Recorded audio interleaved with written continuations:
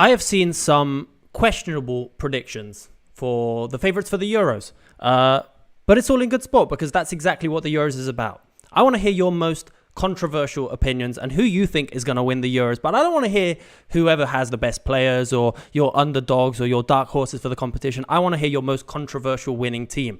Not based on any statistics or any specific team, but I just want to hear what team you think will do well just because you like them. And I'm going to give you mine. Albania. You know why? It's a group of death. We have Croatia, we have Spain, we have Italy. It's arguably one of the most entertaining groups in the Euros so far.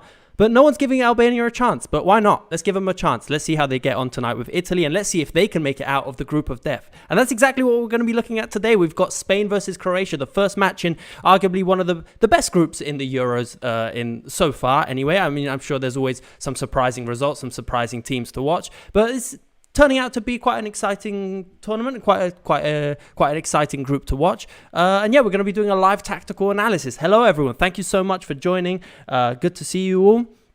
And yeah, so we did one of these for the Champions League final. It turned out pretty successful, actually. It worked quite well. And we've got a few players that featured in the final in the match tonight as well. Specifically, we've got Carvajal at right back. And yeah, it's going to be I think it's going to be a good game. I'll be honest, I haven't seen much of these two teams leading into the Euros. And both teams, I was actually quite surprised when I saw their starting lineup because there's a lot of players that you wouldn't really expect in this Spanish team or Croatian team. Croatia still has their standard midfield. Let's get the tactics board up and let's just start analysing the tactics straight away so we can get a better idea of what we're going into in today's match. So both teams are lining up in a 4-3-3. And yeah, I was kind of surprised when I saw the formations because, again, I haven't really kept up with Spain and Croatia over the past few tournaments because they've kind of been going through a bit of a transition, you know. Spain, they obviously have some incredibly talented players, some excellent players, but it's not a Spanish team that you look at and you'll instantly like, these are favourites for the competition. I'm sure they'll do well. Maybe not. We'll find out today. But there's a team there's a few weaknesses. Obviously, we have Yamal, the youngest player in the Euros. Arguably, I think he might be the youngest goal scorer of all time in the Euros. I mean, he's got a few years to catch up. Everyone else has to catch up to him if he scores today. I think he definitely will. But even when we're looking, so let's look at Spain's lineup and then we'll take a look at Croatia and see if we can spot any weaknesses and where both teams might look to exploit. So first, Spain, we have Nacho, Lenormand, and then Carvajal and Cucurella at the back. Really excited to see Cucurella. I think he deserves a spot in the Spanish team. Obviously, he had a bit of a tricky start of the season at Chelsea. Wasn't the best start to his life under Pochettino. But I think towards the end, especially when he started to invert, when he started to come into this position here, it got really, really good for Chelsea. And Chelsea actually went on a 5 or 6 win streak or when Cucurella was playing in this position. Obviously, there were other rotations and other players that were really good as well. But this combination here, if he does decide to rotate to the centre, obviously he has Rodri right next to him, who is arguably he could do this whole thing by himself. He doesn't need anyone near him to help him out. Rodri is, as I'm sure we all know, one of the greatest holding midfielders of this generation. And it's very fitting that Rodri has taken over from Busquets. So, not Barcelona. Spain have always had a very good player in this position. Then we have Fabian and Pedri, excellent players, quite aggressive as well. So wouldn't be surprised to see these two players pushing up into these spaces here. Or even Pedri giving a little bit of cover and allowing Yamal to move inside. We know he likes to cut inside, maybe freeing up space for Carvajal on the right flank. Something that we saw in the Champions League final as well. We had who was it? When they were playing on this side, we had like Vinny Jr., we had Rodrigo. They were playing on this side of the pitch over here. And then Carvajal would always push up onto this flank here. We've already seen Germany play with a very similar style to what Real Madrid did, with Kroos dropping into like this position here, which is something he did a lot for Real Madrid. So maybe we'll see a bit of a repeat of Real Madrid tactics with Carvajal being very aggressive on this flank here. And then Williams Jr. on the right, Nico Williams. Not a player I've seen particularly too much of, but I know he's had a pretty decent season.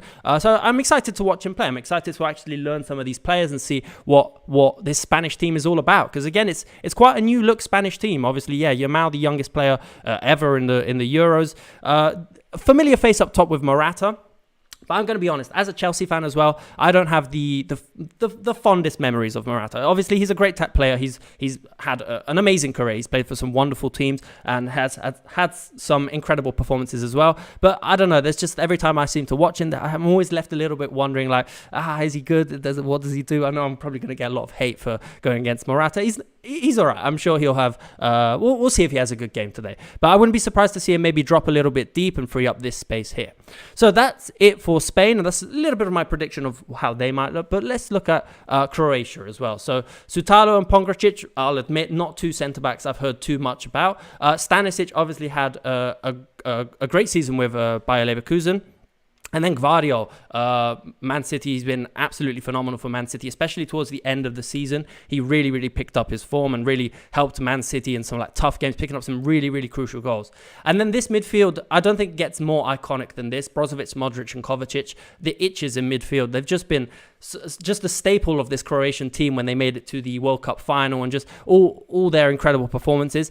However, here is one of the, not weaknesses, but one of the things with Croatia that I feel like they are aging a little bit. So this midfield has been the same midfield. It's been the same engine room for the team for a number of years now. I'm just curious to see how effective it's still going to be. Obviously, Modric, Kovacic, Brozovic, these are all still phenomenal players. Maybe Brozovic, having moved to the Saudi League, might have lost a little bit of pace. I'm not sure what you guys think of the Saudi League, if you think the level is just too low and it's difficult to maintain it for a player. But I don't know. I'm curious to watch him play today and see how he's able to maintain the rhythm and if he's a good fit in this position. Obviously, I don't think there's much competition in the current team between Rodri or Brozovic. I think there's only one winning holding midfielder here. Then up the top, Maya, Budimir and Kramaric. Again, three players, I'll be honest, I haven't seen too much about, but really excited to watch them play. I'm really excited to see what Croatia have got up their sleeves and what Spain have got up their sleeves as well.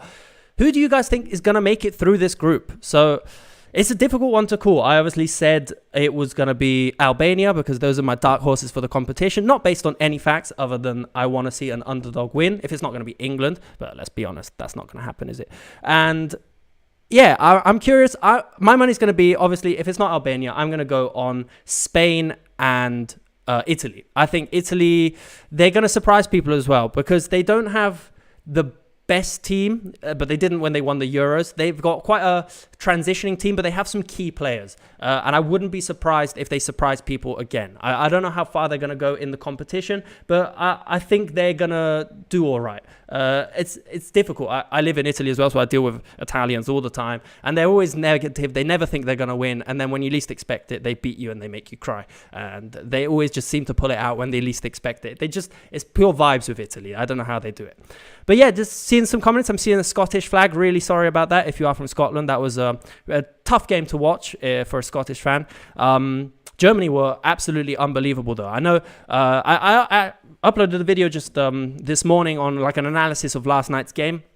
I think it was a great introduction to the Euros, great start to the competition just to get a feel for how the competition is going to go. And I was really excited to finally get started with the Euros. But I think Germany played really, really well. But I think Scotland, in a way, they kind of let them play well. I think there was a lot of space. So we analysed the position of Toni Kroos. So I'm just going to take Fabian and pretend he was Toni Kroos. Playing in like this. I'm not showing the tactics board, am I? So we had like Fabian in this case. Pretend it's like Toni Kroos. He was playing like a deep position along the centre backs, and it was just really difficult for Scotland to like close this player down because whoever stepped out, it just freed up space for any other player to go ahead. So I think Scotland they looked a bit shell shocked. It didn't really look like they had much of an idea of how to counter any of Germany's moves. And then Germany, yeah, they're another team that I kind of undervalued them. I don't know if that's the right word, but I kind of like didn't really give them too much thought coming into the Euros because they've been going through a bit of a transition as well. So it's not a team I paid too much attention to as like one of the out and out favorites, like maybe France.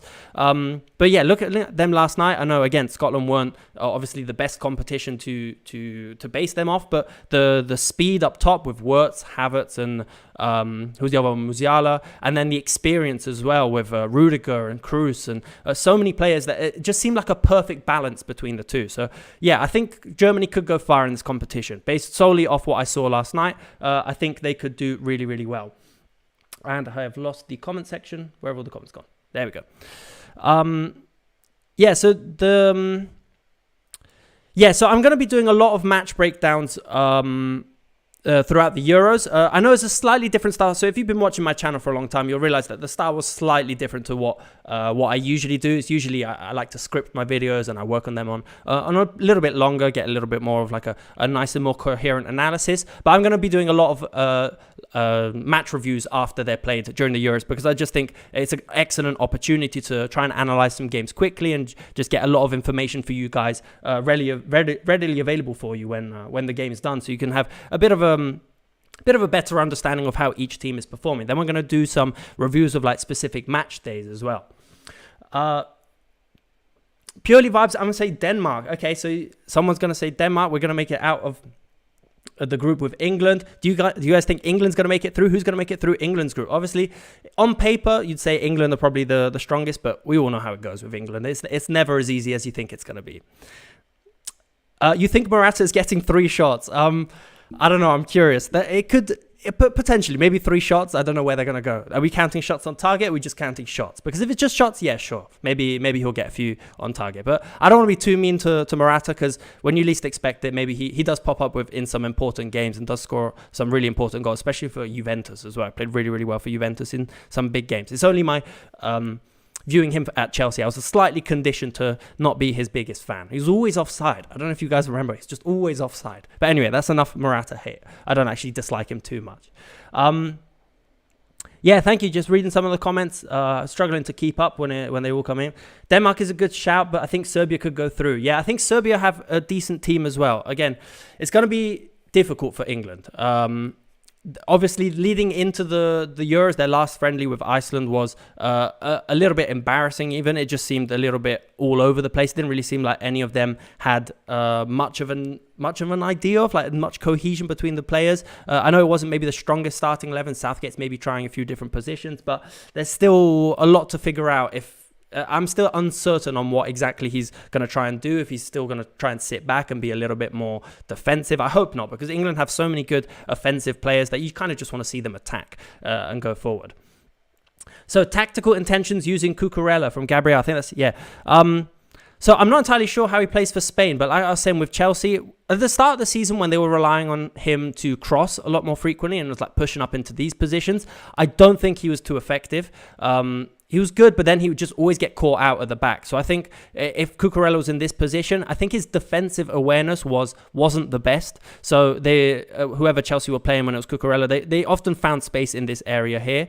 And I think one of the reasons why Chelsea were good was specifically because Cucurella started to come in, and then he had a little bit more cover here. So he wasn't as aggressive, but he wasn't as defensive as well. Obviously, when you invert into the center, the left back or the right back, whoever it is, they always come back into this position to defend, but it's just easier to make this run than it is to make this run, for example. I'm really curious to see how he's going to be used under Maresca as well. So we recently did an analysis of Maresca's style of play. We don't really have much to go off. We only have his season at Leicester really to understand his style of play. So it was obviously a little bit of a prediction, kind of maybe not too accurate. Oh, what the hell is that? Sorry, I just got distracted in the chat, spamming some messages. Yeah, I'm curious if he's going to be the one to invert into the center, or if it's going to be Reece James on the right coming into this position. But we're talking about Spain and Croatia. I don't want to go into too much detail about Chelsea. If you want to watch some analysis of Chelsea and how they might look, then I recently did cover that on my channel. So if you want to check it out. I doubt Cucurella will invert since Fabian can't really push into the half space. Plus, Nico is not really the type to hug the touchline. Okay, so you guys are saying we'll have Williams maybe in this half space, Fabian and Rodri maybe as the 2 pivots, and then Pedri and Morata. So maybe we end up with like a 5 with Cucurella, Williams, Morata, Pedri and Yamal, something like this. Okay, so we could do like a 3-2-5 like this. Obviously, 3-2-5 is, I think, the most used structure right now. Germany used the 3-1 last night with Kroos in like this position here, or Cross. Sorry, I keep getting that name wrong, and then I always read like 15 comments of people insulting me. Fair enough, it's not his name. Yeah, Germany used the 3-1 and it worked well, but again, Scotland's press was not the best. So I think a 3-2 could work well for Spain. It's just curious to see if Cucurella is used instantly high up the pitch, or if he's slightly more defensive, or maybe it's Cucurella in this position. Actually, yeah, wait, it might make more sense to have Carvajal. Yeah, maybe Carvajal up here because Yamal obviously really good in this position. Maybe could rotate a little bit, have these players like kind of interacting between them a little bit more. Not sure. I'm really curious to see. Yeah. Again, don't really know too much about either teams, either managers, what their preferred style of play is. So yeah, we're just gonna have to wait and see. So we've got the formations coming up on screen now on the stream on the TV channel that I'm watching it on, and just check that I have got it all right. I think I might remove the names of the players. I'll get your thoughts on this, but I think I might just keep the numbers just to make the pitch a little bit more clear, because I don't want to overload the screen with too much information. So if you guys agree, I'll remove the names of the players and I'll just have their numbers so we can know more or less who the players are. Yeah, I agree. So from Shakon, if the left back was pushing up, I think Ronaldo would be a better choice. Yeah, maybe there's better players that could be doing this compared to Cucurella. But yeah, we'll see. We'll see if Nico Williams likes to move into this position here, or yeah, if it's Pedri, or I think Pedri, yeah, will be used a little bit more. If Fabian doesn't push up, again, don't really know too much about Fabian, but if he doesn't push too far up, then it's likely going to be Pedri, with maybe Morata dropping deep and acting as a little bit more of a false nine. So the game is just about to start, so let me get the timer ready so I don't miss it. Netherlands will shock the Euro. So Netherlands, they have a really good team.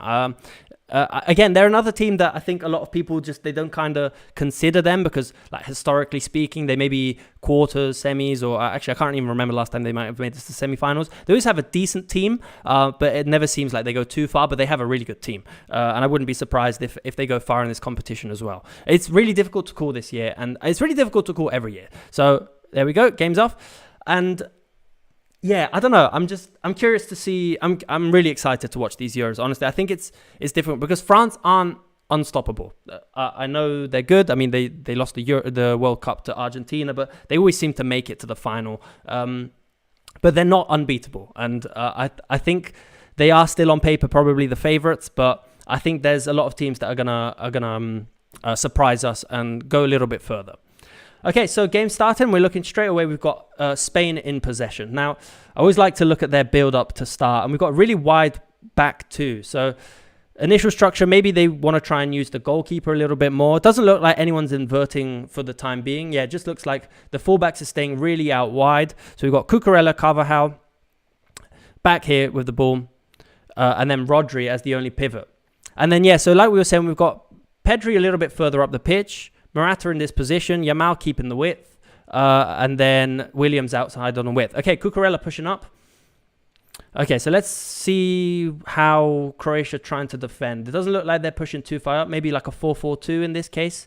Yeah, so okay, so it does look like it's going to be the wingers holding the width and not too much the fullbacks. Maybe a little bit more cautious. Maybe going for like a bit more classic like 4-1 build, or would you call this like a 3-2? So if you have, I'm just going to use an arrow because it's quicker. So if you have these two and this line here, I've heard managers call it different ways. So if you call this maybe, yeah, like a 4-1 or a 3-2. I don't know why I used an arrow. That's not probably the best way to describe it. Looks like a 4-4-1-1 from Croatia. Yeah, I agree. Maybe 4-4-1-1, that would make sense. So with a 4-4-2, obviously, let's get the defenders in position. Yeah, Kovacic, Modric maybe moving into this position here. Yeah, 4-4-2 would make sense, or even a 4-1-4-1. Oh, sorry, 4-4-1-1. I think even if it's one or the other, so if you go for a 4-1-4-1, you can easily switch to a 4-4-2, or you can go to a 4-4-1-1. It's quite a dynamic system, and it's quite funny how the 4-4-2 is. No one uses it as an offensive formation. Maybe Aston Villa used it a little bit under Emery this season, or maybe it was a bit more of like a 4-4 or 4-2-2-2. But it is arguably the most used defensive formation, yeah, it's just incredibly solid defensively, which is weird because with a lot of positional teams, these are exactly the spaces that they want to exploit. So when you're in a 4-4-2, you obviously have these connections here between the players. You get these spaces here, which all the positional teams, they like to exploit these positions. So it's weird that they would use like a 4-4-2, but it makes a lot of sense because you can cover these spaces, you can force play out wide quite frequently, and yeah, obviously managers know a lot more than I do as to why it's so popular. But it's cool, and it's also weird how teams seem to fall into the same patterns. If one good team starts to do something, then everyone else seems to follow suit until there's like a big shift, and then it changes quite heavily. Okay, so we've got a look at Croatia in possession now. It looks like they're adopting pretty similar structures, maybe a bit more of a double pivot for Croatia with Kovacic and Brozovic, and maybe Modric a little bit further up the pitch between the lines in this position. And then we've got maybe not even as wide up top, maybe a little bit more narrow with the wingers. Spain go 4-2-3-1 without the ball. Okay, so quite the 4-2-3-1, I'd say, is actually quite an offensive pressing shape. Because yeah, you've got technically speaking, you've got 4 pressing lines instead of 3, so you can get a little bit further forward, further up the pitch. We've got a little switcher play into Yamal now, attacking the box from the left, and I'm really curious to watch him play. Love watching him dribble into the inside. And then Pedri always acting as support on this side of the pitch, and a little through ball there, but it doesn't quite pay off for them. So it seems like quite a good, quite open start to the game. Spain maybe a little bit on top in these first 5 minutes or 4 minutes. Okay, so you guys like it with the names. Okay, I'll keep the names. It would make more sense if Yamal and Nico change positions. But I think, again, I haven't seen too much of Barcelona, but I think Yamal plays in this position for Barcelona, right? He doesn't really play on the left flank. And because he's left-footed, correct me if I'm wrong, I'm pretty sure he's left-footed, it makes a lot of sense because you want your wingers to invert into the center, and then if you have Carvajal pushing up on the flank, it can give you more support. I'm much more a fan, this is obviously a personal opinion, but I'm much more a fan of inverted wingers than traditional wingers. I just feel like they give you a lot more options. Like with the winger cutting inside, you can add support here, you can have the box-to-box midfielder, but if you've got traditional winger, I feel like the rotations are still possible, but just a little bit more wooden, a little bit more like forced, because you have to like make a slightly longer run into certain positions. The runs feel a little bit more linear. So Spain actually switching play quite frequently as well. So I've seen a couple moves now. We're playing like these balls into Yamal.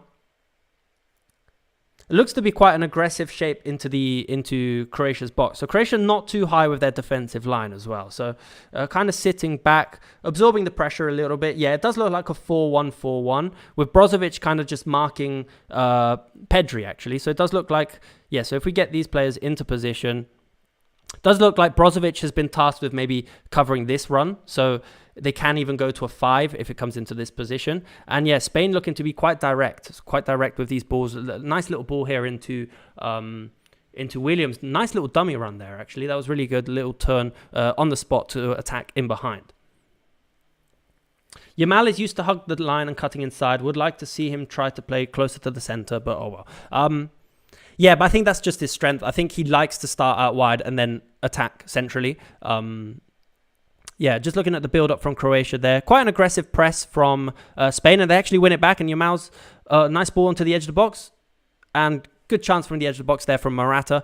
Good press there. It looked like they actually went with a front 2 press, so like a 2-1. I'm not entirely sure if it was Pedri near Morata. But on this pressing shape, they both seem to be building in a similar way. So for like a 2 up here to cover, you've got 1 player on the holding midfielder, and then yeah, it's kind of like because they're both in a 4-3-3, you can get quite a good press going, quite an easy quite a linear press, so the players can kind of match up 1 for 1. But it does look like Spain are going quite aggressive with their pressing shape.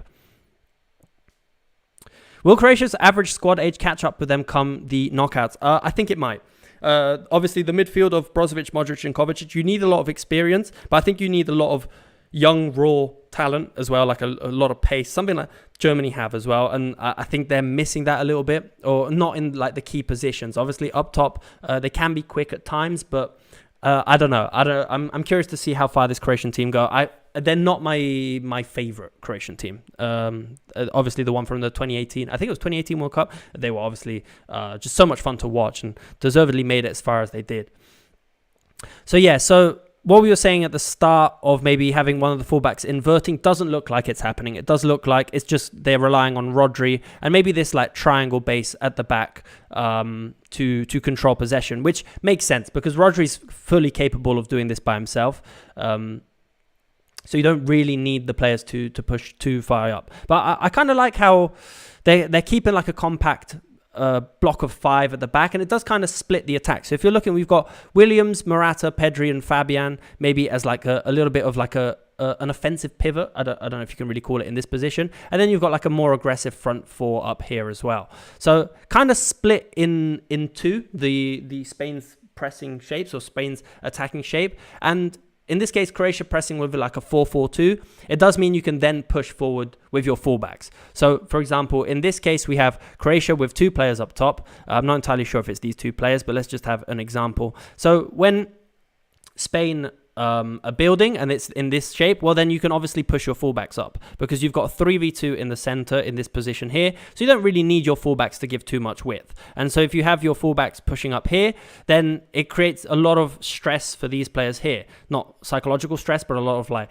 stress in understanding what positions they need to pick up, because obviously the fullbacks need to stay inside. They can't let Yamal or Williams move into those positions. So if the fullbacks are moving into here, it kind of forces the midfield line to compact a little bit, and if the ball does come out, then you can slowly create a lot of gaps to find these spaces in the middle here. So yeah, it does look like Spain have the choice of 2 options depending on what they want to do, on what Croatia decides to do. If Croatia wants to press a little bit more aggressively, then they can have their fullbacks come back. But if Croatia goes with a front 2 and then the midfield line and the defensive line are quite low, quite compact between them, so it might be difficult for Pedri and Fabian to find a lot of space here. There might be space in behind for like the runners, but it does look like Spain are completely dominating this area of the pitch here. So the app I'm using is the Football Meta app. It doesn't actually have a specific name yet. I haven't got a domain for it yet, but it's some software that I've been working on with a friend of mine who's a programmer, and I'm going to be starting to use it a lot more frequently on my channel, because up to now all the videos that I've made on my channel have been edited with DaVinci Resolve, and I use video editing software to make all the effects, which I absolutely love doing, but it does take some time, and there's a reason why my uploads were usually every like 2 weeks. I'd love to upload a little bit more frequently, but yeah, so this is the software I've been working on. It's not ready yet, so I'm not going to make it available until there's a few bugs that we sort out. So yeah, thank you. I've received a lot of compliments on it. Really excited to share it with you guys. Yamal versus Guardiola will be interesting. Might pin Guardiola back for the entire game. Want to see Guardiola use his pace. Yeah, Shadowfax, I agree with you. Guardiola, Yamal, that's a really interesting combination. Guardiola is one of my favorite left backs, one of my favorite fullbacks in the modern game, especially for Man City. What he did this season, he was I think his arrival caught a lot of people by surprise. It wasn't excellent right at the start. It took a little bit of time for him to adapt, but when he did, he's just so much fun to watch. And I think he's so dynamic as well, because he can play in these like half space positionings up top as well. So yeah, it does look like Croatia really struggling to get a foothold in this game. I think this really wide build. So if you look right now, you can see this wide build from Spain. It's just kind of going around Croatia's central block. So it's quite difficult. And then, yeah, there's these long switches in place. So we've seen a few of these now. For example, in this position here, I think it was Rodri in this situation here, or maybe it was Lenormand. Playing these long balls into Williams, or maybe you have like a run from deep from Fabian or Morata even.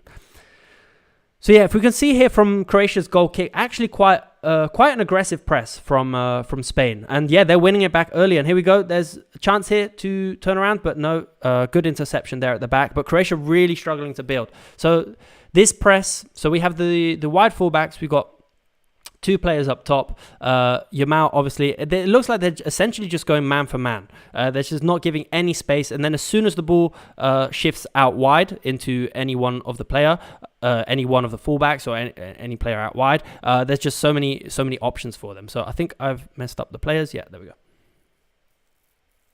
Pedri and Gavian are dropping back quite a lot to play those long balls into Williams and Yamal, as well as helping get the ball to Cucurella and Carvajal as third men. Oh, okay, so I understand. So we've got the switches in play. So Pedri, maybe let's say Pedri comes into this position, switches it into Williams or Nico Williams like this, and then we've got the fullbacks that are actually in a good position to add support. Something like that. I think, yeah, that makes a lot of sense. That's actually quite a good structure, which kind of makes sense how they can switch it. Maybe they don't win the aerial duel. I met a coach recently who he was staying that he likes his players to switch into this position here, and his objective is not for this player here, for example, if he's switching it into his winger. He's not looking for his winger to win the aerial duel and instantly put it down and attack forward, but he wants this to go to a duel. He wants the 50-50. He's actively looking for a 50-50 ball in this situation, because then you can get players to compact the pitch, and if you win it back here, then you have a good chance of pushing forward. I think it's something that we see with, like, if you look at goal kicks, it's kind of something that, sorry, not goal kicks, from kickoff. It's something that all the teams do. They pass it back and they just kick it into, like, seems like into touch into one of the corners. But you're kicking it here, looking for a duel, because maybe it bounces a bit funny and it bounces into one of your players, and then you have the opportunity to attack forward. Great stream, focus on the tactics. Thank you very much, Checkmate. I'm a big fan of chess, so appreciate your name. Yeah, also with Carvajal running on the right of Pedri gives him safer options. Yeah, so it looks like a safe but dangerous system from Spain. So a wide build-up, and then this ability of theirs to just drop and switch. We're gonna trademark that, the drop and switch. I'm sure it's already got a name, but I kind of like the sound of it. So one of these two players coming deep, passing it, and then looking for the wingers. And then we've got Yamal in behind now. Can we see him in a 1v1?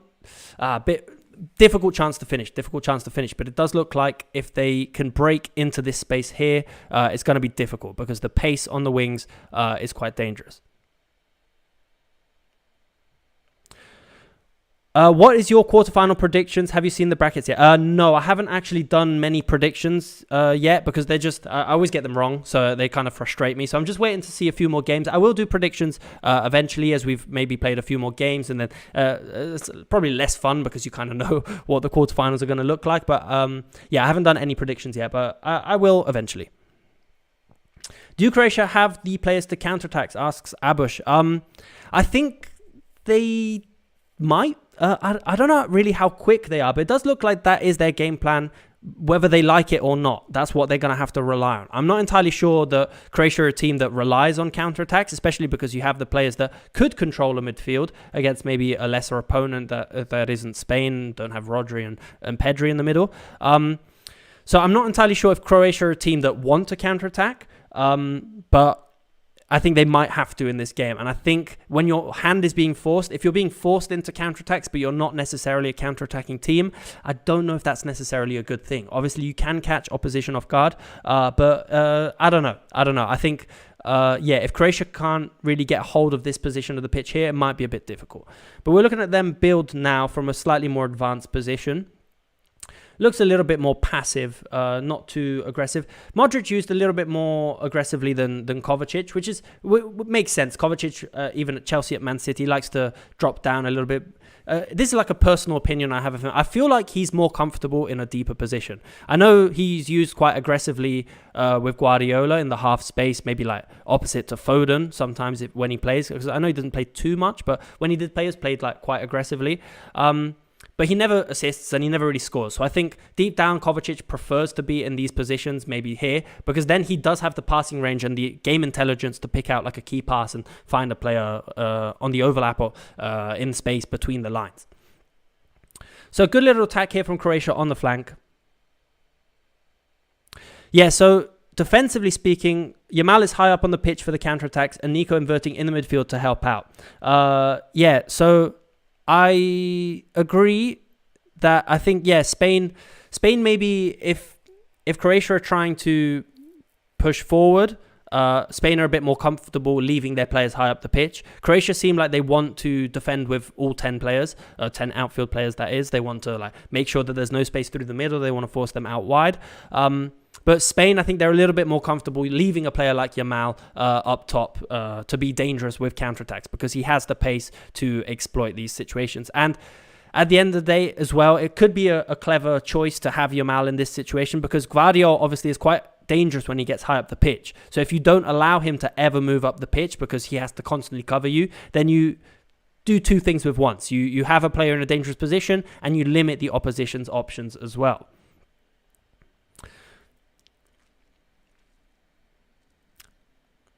So a little bit of a still moment in the game now with Croatia having a free kick, taking it, and now a bit more control in the last 5-10 minutes from Croatia. Does look like their structure is a little bit more narrow, so maybe like a 3-1 compared to Spain's 4-1, you could call it. But we'll see now if they're able, and the ball's out of play, and never mind, they've lost possession.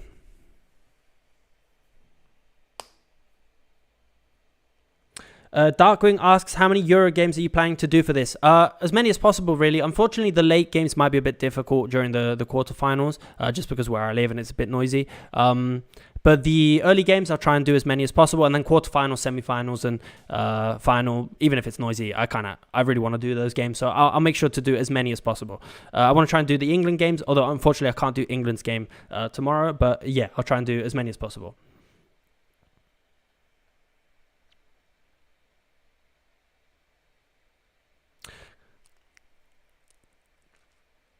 So Kovacic in a role between Kroos and Camavinga, or a mix of both. Yeah, I can kind of see him as like a kind of more like a box to box, slightly more defensive box to box. So maybe not as defensive as Camavinga, maybe not as I kind of see what you're saying. I think that could make sense for like a player like Kovacic.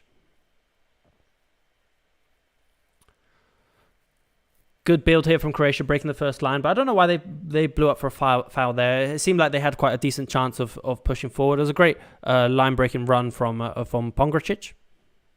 I'm sorry if I butcher these names, by the way.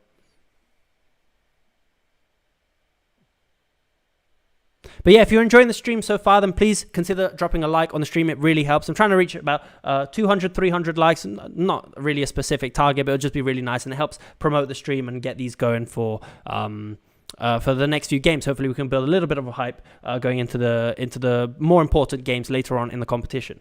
Are you going to Coke asks if I'm going to be doing these for the Copa America. Unfortunately not. Firstly, the timings of the matches would be a bit difficult for me to do, being in Europe, and also with the I'll see if I can do something, but I think my focus is just going to be on the Euros and getting these as covered as possible. But I will be watching the as much as possible of Copa America as well, see if there's any interesting teams or players that come out of that, any interesting content that could be made from that as well, because obviously there's a lot of eyes on Copa America as well. I wasn't expecting Spain to be so aggressive out of possession. So their high press is really good. Morata being quite aggressive. So I haven't seen too much of him on the ball yet, but out of possession, he's been really good at putting pressure on the two centre-backs. And then Carvajal here being quite aggressive. I like to see that when the defender just rushes forward, doesn't give the opportunity for the opponent to turn around and attack forward. Is it better to use Grimaldo when Spain play attacking football? Potentially. I think I'm not entirely sure why the choice of Cucurella in this situation here.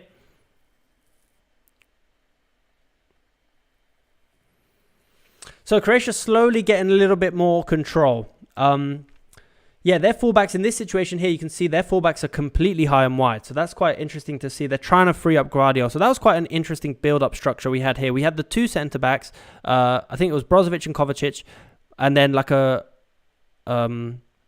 bit more of an aggressive shape up top. So like the fullbacks out here. And maybe just like Modric connecting the line. So yeah, Modric has a little bit more of a free role in this position. Maybe Rodri is the player that needs to cover Modric a little bit better.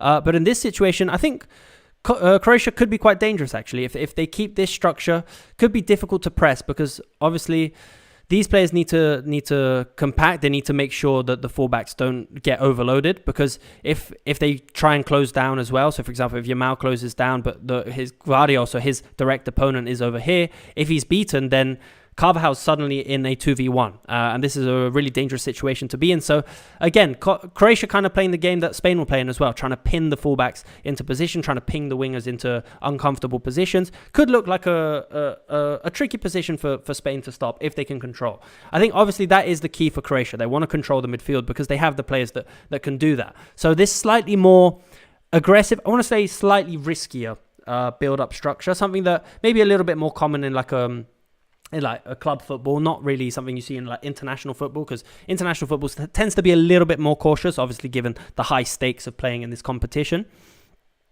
But yeah, so like a 2-2, I like to see that. I like this structure at the back here. I think it does give you quite a lot of options. And then obviously these players. Oh, where's the fullback? Oh, I've inverted the fullbacks. There we go. Yeah, if the fullbacks in these positions here, they have a lot of space. Maybe if Williams, if he drops deep and Williams comes out, then you kind of like, you can open like a direct channel into this position. If Modric coming over, you can get like a third man pass into this position. And we all know if Modric picks up the ball in this position without a press facing your goal, you're done. That's going to be tough. That's going to be tough to stop any player running in behind trying to stop these balls here. So Rodri needs to be careful. Obviously, he needs to be close. I don't need to tell Rodri how to do his job. He's obviously incredible. So, yeah, but I think Modric between the lines could be the key for Croatia.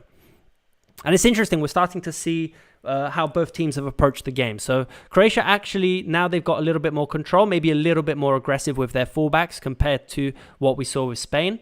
But obviously, it does give them the opportunity to drop deep as well. So in this case here, with the goalkeeper in possession, the fullbacks... Oh, no, actually, no, they're staying quite high with these players coming out wide here. And then Kovacic and Brozovic coming in. So, the fullbacks actually really high in possession. That's quite fun to watch.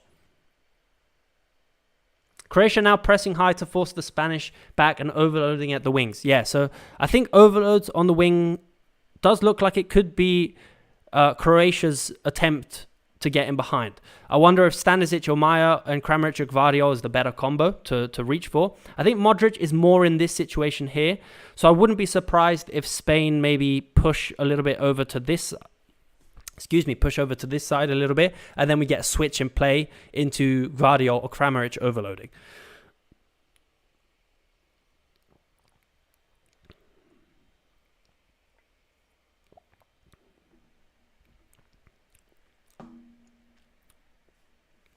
So when is the app coming out? Not entirely sure yet. Probably not during the Euros because I know you can't really see it here, but there are quite a few bugs that we need to sort out before we can go any further with it.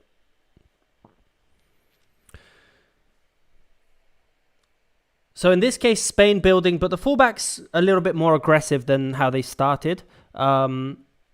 I can't remember. There's a manager, I think it was Farioli at Nice. He kind of used this same structure. So you'd have the two centre-backs quite wide. And then obviously you had the holding midfielder give a little bit more cover. But like I like to call them like connected fullbacks. So you have the fullbacks in this position here really close together with the centre-backs. And it just means it's difficult to press because in a situation like this, if we put the players back into their original positions, it's quite difficult to understand who should close them down. Obviously, it's not something that's going to create too much danger. Just watching Spain attack forward now. But having your fullback and centre-back quite close, it's like, do you press with two players and like free up space in behind? Or do you just press with one and just let them jockey it, pass it between them and wait for a gap and not commit to the overload too much? But yeah, it does look like they've got like a similar structure going here with Spain. And obviously, as the fullbacks push up, you want these to come in a little bit more. And then with Rodri giving a bit more protection between the lines, it looks like a decent build-up structure.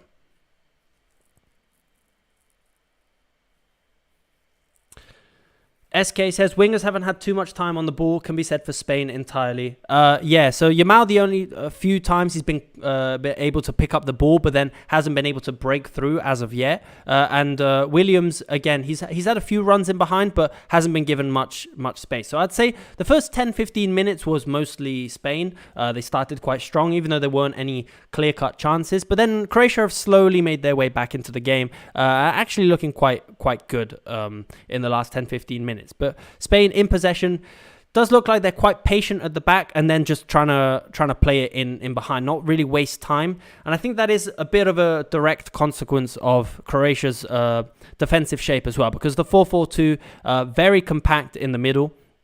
In this situation here, maybe with, I think it is Modric that's pushing up in this position here. To stay a little bit more aggressive. In this position here, you can't really play too much between the lines because the 4-4-2 does compact it quite a lot. Croatia's defensive line isn't too high, but it is close to the midfield line. So playing through the middle is going to be difficult. So options for Spain are either go long, pass the ball around the back like this. So in a situation like this, maybe you could pass the ball like this, just from side to side.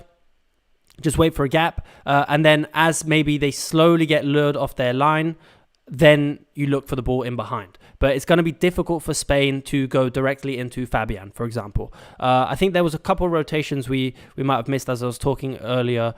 Maybe Fabian moving and like these kind of runs, trying to like trick the opponent, so like a player coming out wide, or Cucurella overlapping and Stanisic getting caught in two minds. So there's going to need a lot of protection.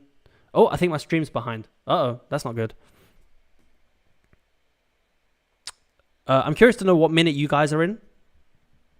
Oh, it had to be Morata, didn't it? After all, we said, oh, yeah, he's in. Great finish. Great finish. So, Croatia getting caught in behind. I don't know how to get my stream. Yeah, I'm on 28, about 25 now. Yeah, so a few seconds behind, actually. That's a shame.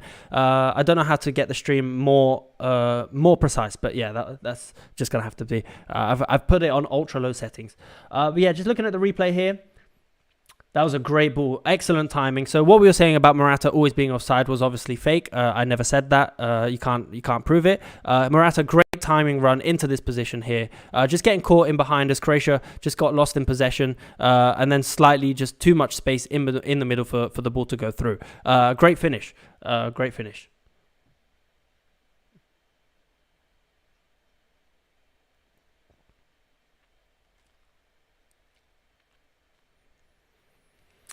So the poll that we had going as well said 73% for Spain. I think I'm leaning towards Spain as well. I'll say it now that they're winning. But yeah, my score prediction for this game was going to be about 2-1 Spain, maybe 3-1 Spain even. Just looking at the Croatian team, obviously the midfield really good, but the rest of the players, I think they leave a lot to be desired, the whole formation as a whole. Obviously, yeah, Guardiola, a lot of players you can't really critique too much, but I think overall Spain have a few more options they can use. Do you think the goalkeeper could have done better? I think that's difficult. When you're 1-on-1, you have to make a choice. You have to try and predict where the striker's going to go. I think those situations, when it's 1-on-1 like that, it's going to be difficult for the goalkeeper to make the right choice. But here we go, on the edge of the box. Ooh, okay, good chance there from Kovacic. Kovacic's not really the person you want the ball to fall to on the edge of the box. He has scored a few bangers in his career, but generally speaking, he's not a goal scorer. So it's nice to see him in these positions, but yeah, he's not the one that's is gonna score. Having said that, I said Morata wasn't gonna score. How much do we bet that Kovacic is the next on the goal on the score sheet? Pedri or Modric? So if you ask me to compare, I think Pedri is an excellent player, but I don't think you can compare him to Modric as of yet. Pedri's still young. He's got a long career ahead of him. Obviously, he's come back from a really serious injury, so difficult for him. Oh, I need to update the scoreboard. But yeah, obviously, Modric has had an unbelievable career and is still having an unbelievable career. So, Sharkon, until now, it seems like De La Fuente's choice for Cucurella was very correct. With Croatia overloading the wing, being defensive is really important. Grimaldo could struggle. Yeah, so I think their choice... Yeah, I think you're right. I think Spain's slightly more cautious approach at the back with the fullbacks. They have the wingers that can add the width. And here's another switch in play into Yamal. Good ball there. And let's see if he does any well on the 1v1. Oh, he's good.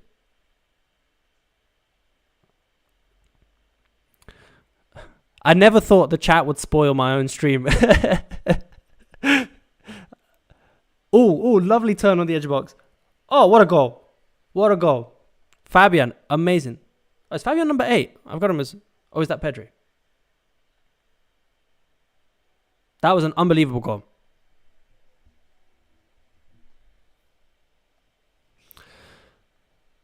So we saw once they got into this position here, it was just a case of finding the right player, and then Pedri did extremely well. But we were kind of seeing earlier with this switch in play. So these long balls into this position here were something that they were trying to do early on. And 2-0 is... Oh, so I've got the numbers wrong. It's actually... He's number 8.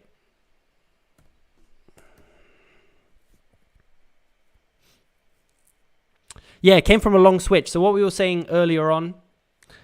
these long balls into this position here were something that it looked like they were trying to do, and it worked perfectly this time with this ball here. Yamal did really well, got a little bit lucky with the deflection, and Pedri is 20. Yeah, sorry guys, I got those numbers on the wrong way around.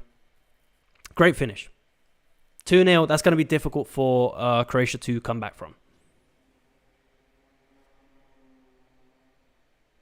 Between the legs could not be better, yeah.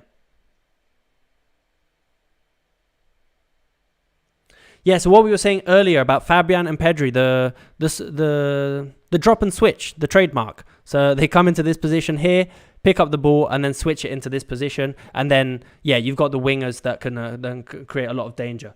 And Croatia, oh, what a save. Croatia not giving up. They have had some good chances. It's weird. Croatia's best chances have come just before and after Spain have scored. They had some good chances with Kovacic, a good chance here with the ball through the middle with Brozovic. But yeah, it's gonna be difficult. It's an uphill battle from now. Yeah, Shakon dropping better analysis than football meta. Yeah, that's true. That's true. We need to switch the stream.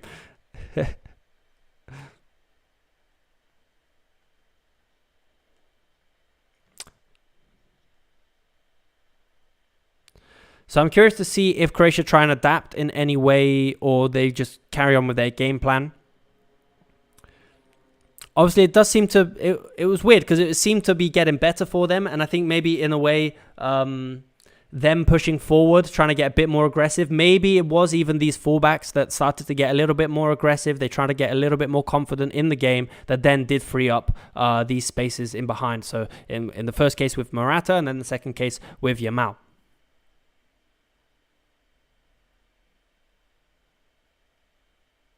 Oh, nasty tackle. The last thing Pedri needs is another injury.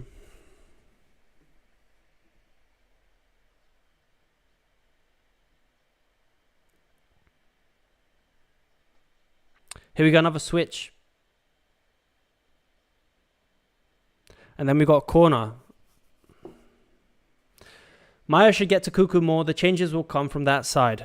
Yeah, it does look like mostly they are switching from left to right and right to left, but it does look like the majority of them are coming in this direction. Not necessarily from Cucurella, but like we said with Fabian and this overload on this side here. Maybe Cucurella having a little bit too much time on the ball. I think we've seen him play down the line a couple times as well. With Williams then lots of support in this position to find the free player and find the rotation that needs to be made. Corner kick. Good opportunity, but nothing to come of it. So let's see if Croatia do anything interesting from this build-up here.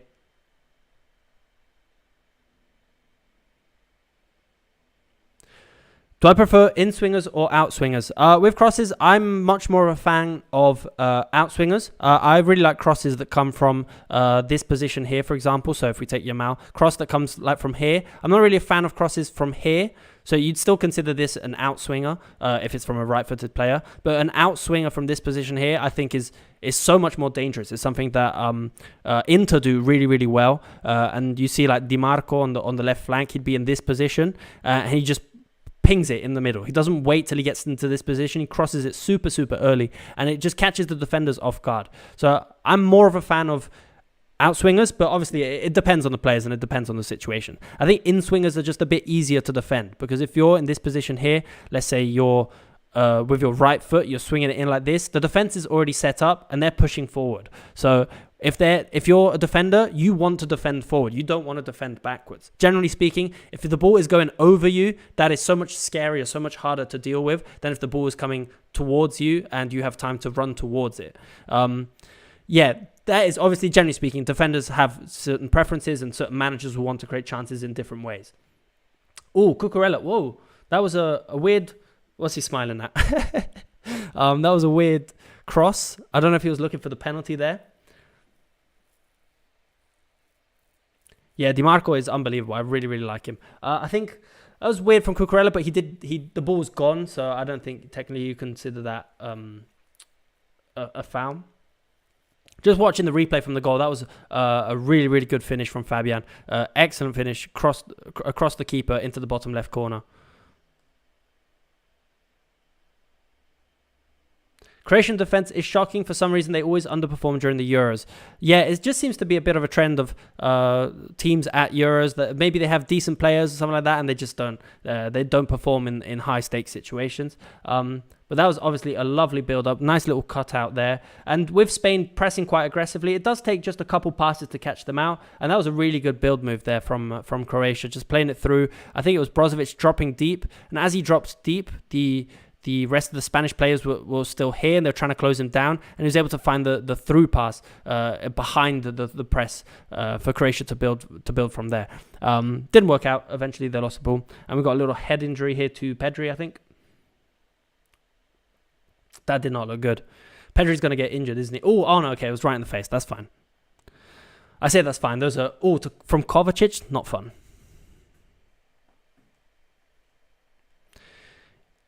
Who's the worst player to get hit in the face from one of their shots? I'm going to say, historically speaking, you'd maybe go with Roberto Carlos. I wouldn't want to get hit by like a wet Sondico. Yeah, Ronaldo wouldn't be nice. That was actually, I just watching the replay. I think whoever was asking earlier if the keeper could have done better, I think he did what he could. You have to make a prediction. You have to predict where the ball's going to go. Try to make yourself big as possible. But if you go to one side and the ball goes to the other, it's difficult for the keeper to make the right choice. Hulk, oh wow, yeah, he had one hell of a shot. Yeah, that would have been horrible.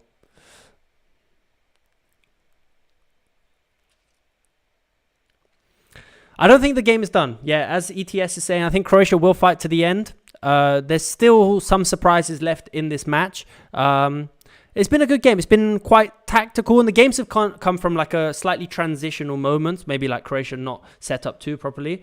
Just looking at these switches as well. So Pedri dropping deep, just seeing if these switches are something they are looking for, and it does look like that is quite a good strategy of them. So yeah, another thing I didn't really consider is with the fullbacks out wide, you do force the offensive team's press to stretch quite a lot. So you either compact a lot and then wait for the ball to go out wide, and then if it goes out wide, maybe one of the reasons why, let's do it on this side, maybe one of the reasons why Cucurella has so much time, because Croatia are trying to stop these balls through the middle. But if they do anticipate that the ball's going to go out wide, then they can very easily just pick up this position here, pick up the ball, and then from these positions, maybe it's where you're getting these switches into the wingers.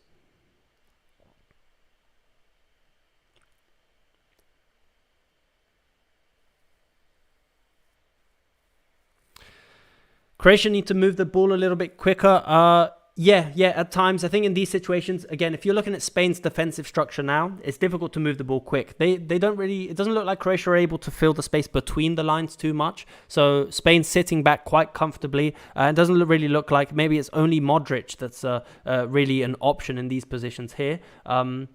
Except in this situation, that's quite nice with Guardiola moving into like a more Guardiolian position, you could call it like that, if it doesn't sound too cringy, moving into this position here, a bit more aggressive. But yeah, not much space, unless in this situation here with Kovacic, or sorry, not Kovacic, who was that, Kramaric. Good ball across the box. Oh, that was so close. That was so close. That was a great move there. So yeah, they were able to pick up a little bit of space, and then Guardiola on the back post.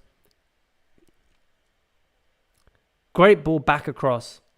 Yeah, so if Croatia are able to get their fullbacks into the game, I think they can create a lot of danger, because right now, with only Modric between the lines, it's difficult for them to overload this space. But as the fullbacks push up, if they are able to push up, then maybe they can have the wingers and the wingers move into this position like we did like we just saw in this situation here, and it can give them more options in attack.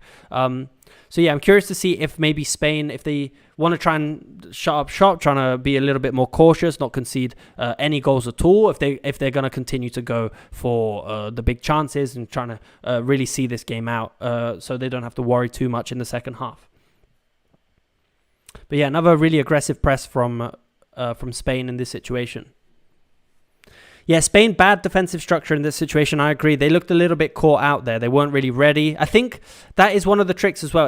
If you don't have any players in the center, and it's kind of something Germany did as well yesterday with Scotland, is if you don't have any players like actively that you know, okay, he's in my zone, I have to actively mark him and follow him a little bit. If they're always like hovering a little bit out of position, it can cause the defense to fall asleep a little bit and like maybe lose track of their line, and maybe like the defensive line isn't like a perfect line across the box. It gets a little bit more disjointed, something like that. And then that is when you can create space, because in this situation here, all it takes is one player to match the offside trap set by like Nacho in this situation, for example, and you can create a good situation. Kovacic, excellent under pressure, but that is one of his traits. He is really, really good. I remember when he was at Chelsea as well. There was so many times he was out injured and we really missed him. It's just so good at just picking up the ball, and like every time he's closed down at the back, it's just so good at just like absorbing the pressure, maybe like laying it off and knowing when to turn and break it forward. I think his game just needs a little bit more clinicalness. Again, not really sure if that's a word, but a little bit more like clinical. He needs to be a little bit more clinical in this situation here. Obviously, he's not the player that you're relying on for assists and crosses, but if he is in that situation, which he does end up in, and Cucurella's here through on the overlap, very nice ball. Oh, very close. Good deflection. So yeah, in these situations, again, with the fullbacks out wide, these rotations up top can distract the defense. They can maybe get lured in by these situations. And in this case, Cucurella timed it really well, was able to get in behind.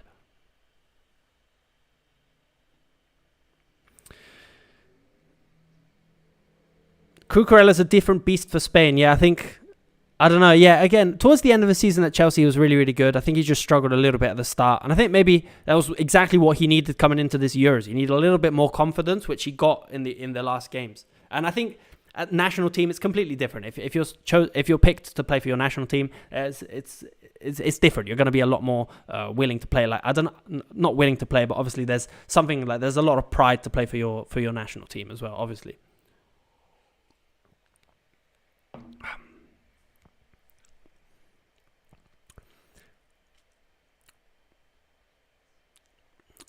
Good opportunity there from quite far out. I always love a shot from outside the box. Don't really see them too much anymore. I think XG killed that. I think all us analysts, we ruined the game, didn't we? No more long shots. But no, I wouldn't be surprised. I had this conversation with James Alcott, another YouTuber that you guys should follow, a few months ago. We were talking about if the long shot was going to come back, and we were thinking of the idea of maybe it's coming from fullbacks, because if fullbacks move into like positions, for example, we take Stanisic, he moves into these positions here, maybe they have a little bit more space to like take these shots from outside the box, and as defenders, they get more aware of overlaps and runs in behind. Maybe it leaves a little bit more space on the edge of the box, but again, not entirely sure if that's something that's going to happen. But obviously long shots, it does seem, you can't say exactly if it's because of XG, but there does seem to be quite a strong correlation with when XG started to gain popularity and the reduction in the amount of teams taking shots from outside the box. I remember watching the 2005 Champions League final, or 2006, between Milan and Liverpool, and like Xabi Alonso had the ball, not even joking, maybe like here, if this is Xabi Alonso here in like this situation, like 40 meters out, and he took like 2 shots from like here in a Champions League final, and just like, you just don't see that in the modern game anymore. And I mean, quite rightly, because those shots went really far away. He didn't score. Are current XG models still ignoring how the defense is set up? No, I don't think they are. I think the more advanced, I know obviously it depends on which model you're using, but more advanced models now, they do consider a lot of different factors. I saw one, and I don't know how advanced it is now or how like ready it is for development, but it's player specific XG as well, which I think is really useful, because if you think about it, if you say you've got a shot from the edge of the box and it's let's say you're in this position here and you're Maya and you're taking a shot from the edge of the box here in this situation. Obviously, this player has more of a... Spain in again. Good ball across? No. So obviously a player like Maya might be more comfortable in this situation compared to, I don't know, let's say Harry Maguire or something like that. Not to rip on Harry Maguire, but Harry Maguire is not really someone you want to have the ball on the edge of the box. So in this situation, this player might have a higher XG compared to a defender who's not really in this position. Obviously, that depends a lot, but I think, yeah, again, the chat have spoiled it, and it's 3-0. Yeah. There we go. So from corner kick, nice little short corner routine. Oh, what a ball. Yamal gets an assist. What a ball. Carvajal from a corner as well. That's what we saw in the Champions League final as well. but a different finish in this situation. So in the Champions League final, it was a header. But in this situation, nice little short corner routine. So corners aren't really something we've touched upon too much because there haven't really been too many. I didn't pay too much attention to how Croatia were defending, if it was zonal or marking. It would make sense if it was zonal, because if they're zonal, you kind of want to play it short, because if a team is zonal marking, then you have more of an opportunity if you play the ball short, because you kind of have to disrupt their defense. So in a situation like this, just looking at the replay, what a ball from Yamal. That was really, really good. Great timed run from Carvajal in this position. Just perfectly set it up. Yeah, really dangerous. And that's it, 3-0. I think it's game over. Not really what I was expecting. I thought it would be more of a battle. I didn't think it would be 3-0 at halftime. I thought Spain would win, but yeah, 3-0 is quite dramatic. So yeah, that's the end of the first half. I think Spain have done it. I think, yeah, that was quite an impressive first half performance. But let's just give a little give everyone an opportunity to join the stream, because last time a lot of people joined at halftime and they wanted a little breakdown of the tactics, and we're going to be doing exactly that. But yeah, let me know your thoughts of how the match has gone so far. I think it's been really good. I think there's been a lot of interesting tactics from both teams, how they've used their fullbacks or how they've tried to use the fullbacks. Obviously, Spain have been a little bit more cautious with their fullbacks in the initial phases of the game, and then they were able to find a little bit more space further on with like maybe Cucurella overlapping. There was a good opportunity with him on the flank. And then Croatia as well. Again, they started quite defensively. Spain on the upper hand for the first 10-15 minutes. They got a little bit more into the game. Obviously, this was before Spain scored and killed the game off. They got a little bit more into the game, and then they adopted quite an aggressive defensive shape as well, with the fullbacks overlapping. Not overlapping, but really high and wide. So yeah, let's pick up and let's just give a little breakdown of the first half tactics. So essentially, Spain, the vast majority of the game, I feel like it's safe to say, was played in Croatia's half. I don't have the possession statistics with me specifically, so I'm not entirely sure who exactly had the most possession. I'm assuming it's going to be Spain. But they had a really interesting pressing shape. So if we look at a really interesting build-up shape. So Croatia mostly in a 4-4-2, maybe 4-1-4-1, with Brozovic maybe picking up more of a play. I think all the players are out of position. Let's get all the players set up.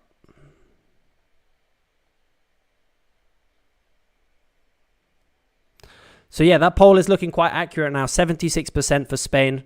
I can guarantee that was before the game even kicked off. So you guys are right. You had it spot on. Spain were going to win this game. I think that's safe to say. So yeah, what we were saying earlier as well, outswingers or in-swingers. Obviously, I said I preferred outswingers, and the goal came from an in-swinger. I said Morata wouldn't score, and he scored from a close offside call, which he wasn't offside, but I said he's always offside. So yeah, my predictions aren't being too well, but the tactical predictions are doing really well, because we understood how they were going to play, and one of the goals came from a lot of help from you guys in the chat as well, but came from a good prediction of where the players were going to be and what kind of routes they were going to try and move down. So if we get Croatia set up into their main pressing shape, defensive shape, I think it was Modric in this situation, something like this. So Spain in possession.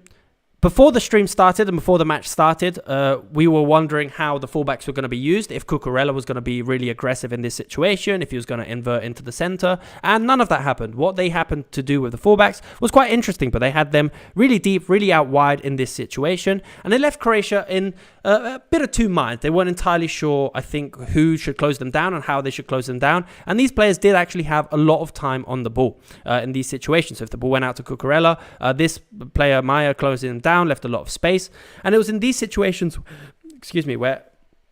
where the role of Pedri and Fabian also became extremely crucial for Spain's possession. So a lot of teams, they maybe want to have a little bit more cover in the center, but when you have a player like Rodri, you can just rely on him being the main man in this situation. So with Fabian dropping deep in this situation, for example, Spain would receive the ball in this position here, able to pick up a little bit of space, because maybe running from deep, so in this case it would be maybe Brozovic was the player that was near him, but he's able to move out of this position, position. Brozovic can't really follow him too much, or maybe he creates space for Morata. So picks up the ball. And then once Spain had the ball in this situation here, or for example, in this situation here, the objective was pretty clear, and it was a ball into these spaces out wide. So we saw it mostly coming from the left to right, but we also did see it in this situation as well, coming from right to left. Obviously, it depends on the players. Williams tried to get in behind, but Stanisic did quite well at stopping him. We saw a few times he tried to cut into this position, maybe a more central ball into this position here.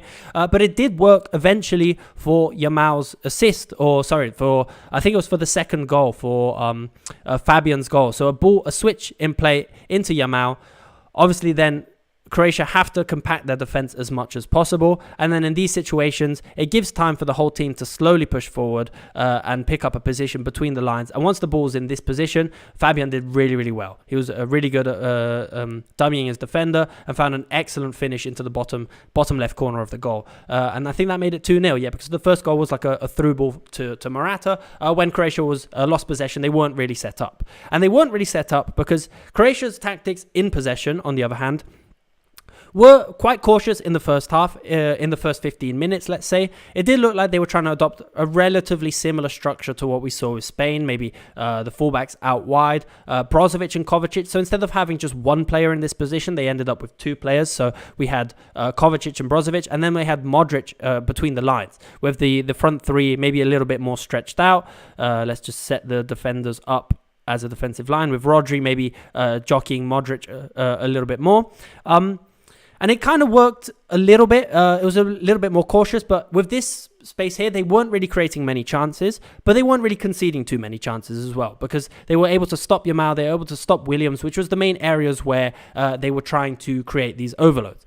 But as Croatia got a little bit more confident in the game, again, this is before Spain completely killed the match, as they got a little bit more confident, the fullbacks started to push a little bit further up. So they gained a little bit more ground. Maybe Kramaric came a little bit inside, Maya came a little bit inside, Budimir was in this position here. They pushed up Brozovic, Kovacic. Modric was still the only real player between the lines here. Maybe you'd have Maya or Kramaric dropping deep a little bit. But from these positions, you kind of pinned back Spain's wingers. So it was difficult for them to press effectively, because if you close down, for example, with a front two, then you have the ball out wide indirectly into this position here. So Williams and Yamal had to push a little bit further back, and it did work for a little bit. However, until they were caught out, because the fullbacks in this position, then the ball fell, and then as they were able, I'm not entirely sure who played the assist to Spain's to Morata for their first goal, if it was Rodri or Pedri. I think it came from one of these two players, but they were a bit exposed, and they were able to find the space in behind to make it 1-0. And then we all saw the corner that make it 3-0, so a short corner. Again, I missed if Croatia was in a defensive, in a zonal marking system, or if they kept a man marking system, but the short corner worked really well. Yamal had a bit too much time on the ball in this position to play it in, and Spain killed the game. So yeah, 4-1 for Spain out of possession. And it did work quite well. There was a couple of occasions where maybe Kovacic and Modric and Kramaric and Gvardiol, they were able to push up and nearly create a bit of an overload in this position. I don't want to say they created an overload, because they didn't really create much of an overload. But, oh, it's not working. Don't know why. Yeah, why is that not working? Never mind. They were able to create a little bit of an overload here. There was a good opportunity when the ball went out wide into, I think it was Stanisic, and then they played it back across to Gvardiol, who then tried to play it back across the goal as well. But it all came from Kramaric being able to pick up the ball in a tricky position between the lines. And it was something, once the fullbacks were in this aggressive position, I think what Croatia were doing quite well was picking up slightly tricky positions just in front of the defense. And in fact, for a big chance that Croatia had, Spain's defensive line wasn't really set up properly. They were a little bit disjointed. They weren't really necessarily in quite a straight line. And they were able to move the ball out wide into one flank, and then back across, and then back across again. But yeah, good opportunity there. Again, a couple opportunities coming from the edge of the box from Kovacic and Kramaric taking shots, but nothing too consistent, nothing too reliable. And Spain took their chances, and essentially I think we can all confirm that the game is finished. 3-0 is going to be really difficult to fight back from.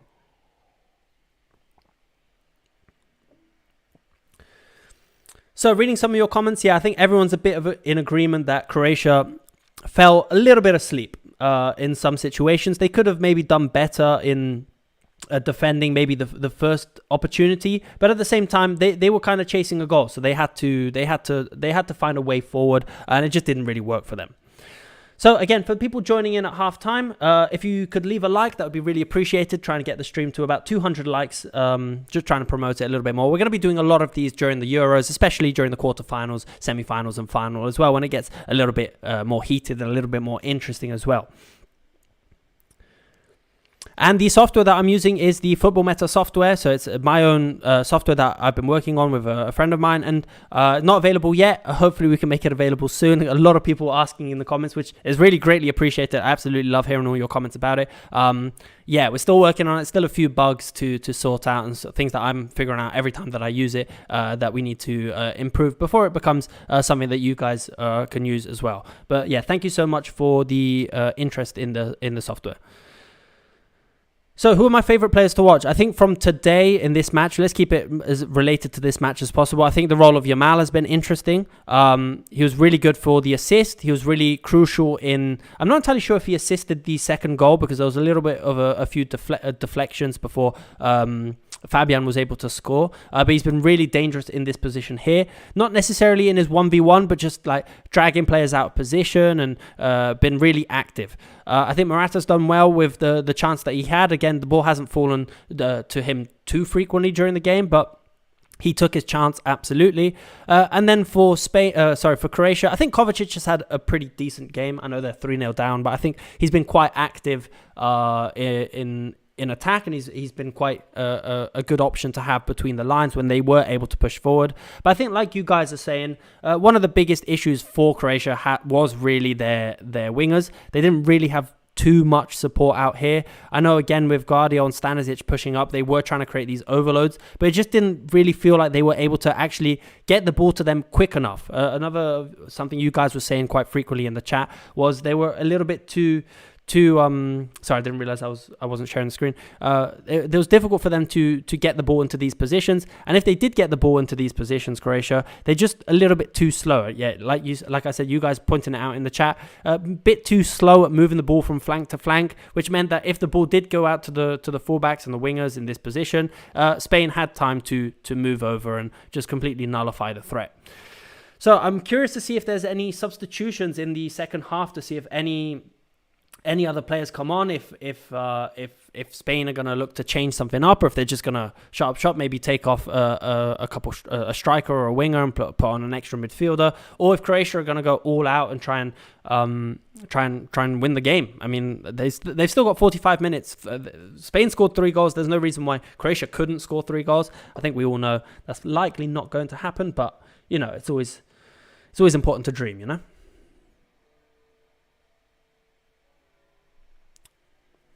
So if Croatia wants to crawl back, probably Gvardiol has to be more aggressive on the wings, maybe as a right back, right centre back to tuck in and protect. So yeah, I think Gvardiol is a key player for Croatia. Absolutely. They need to get him on the ball more frequently. I think he can be dangerous, especially in these half space positions as well, as we saw during his season with at Man City. He likes to pick up these positions, but he's also dangerous out wide as well. So a structure Man City adopted towards the end of the season was like not really towards the end of the season, but most of the season was this like 2-3-5. So if we use, let's maybe switch them to a slightly light blue so we can get an example of Man City. They adopted like this 3-2-5 shape, and if we're looking at Gvardiol, he would be in this position quite frequently with Guardiola. And I think it was a structure that worked really well for them, because if the opposition tried to press, it wasn't necessarily the fullbacks that were picking up the ball in this situation here, but it was the central midfielders. So it would be like Bernardo Silva or even Kovacic when he was playing. They'd move over to this position and pick up the ball. And it just created a bit of a disruption in the first pressing line from the opposition, because if they moved out, they could just move it, and then you'd have a gap in here for them to play it back through. And yeah, I think it's just an interesting rotation to have. Instead of having your fullbacks pick up the ball here, your fullbacks are the ones giving the width. Not necessarily something that changes too much. It's again down to personal preference, but it's definitely something that is interesting to consider. Oh, that's the wrong team. That's a lot of Spanish players. Where's Croatia? There you go.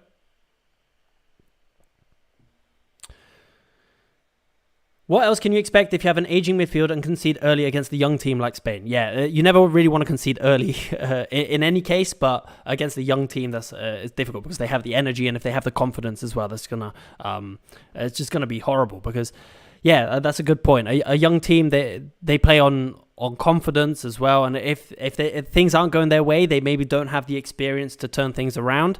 But if things are going their way, they're a nightmare to play against. They're just constantly making runs. They constantly want to score more goals, get more assists. So yeah, it's a difficult one to stop.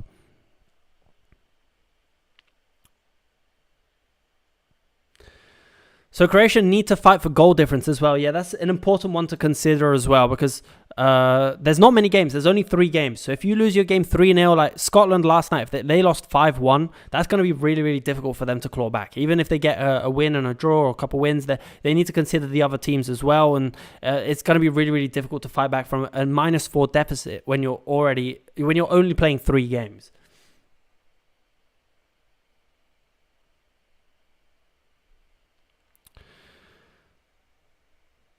So, teams just coming out now onto the pitch. Curious to see if there are any changes. It doesn't look like Spain have made any changes. It does look like it's the same players that started the first half. Let's get all the players set up. How do you get your statistical data, heat maps, and for my videos? That depends on which company that I've been working with. But yeah, there's lots of different free stats websites that you can use that they have great statistics. And I usually take the data and then I kind of add my own graphics to it to make it blend a little bit nicer with the videos.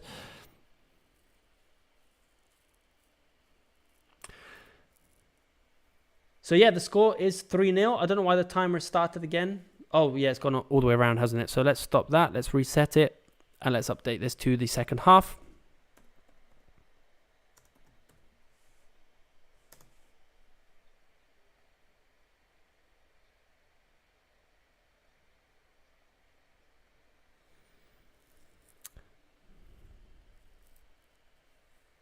Perisic. Oh, okay, Perisic. I really like Perisic. I think could be a little bit more dangerous. But I think, yeah, it makes sense to try and bring on a winger because they haven't really been able to exploit that position too frequently. So maybe bringing on someone like Perisic could be a good option for them on the flank, a little bit more attacking. And we'll see if it pays off for them. I'm not entirely sure if he's coming on already or if he's going to come on later on in the half, but he's just getting ready to come on.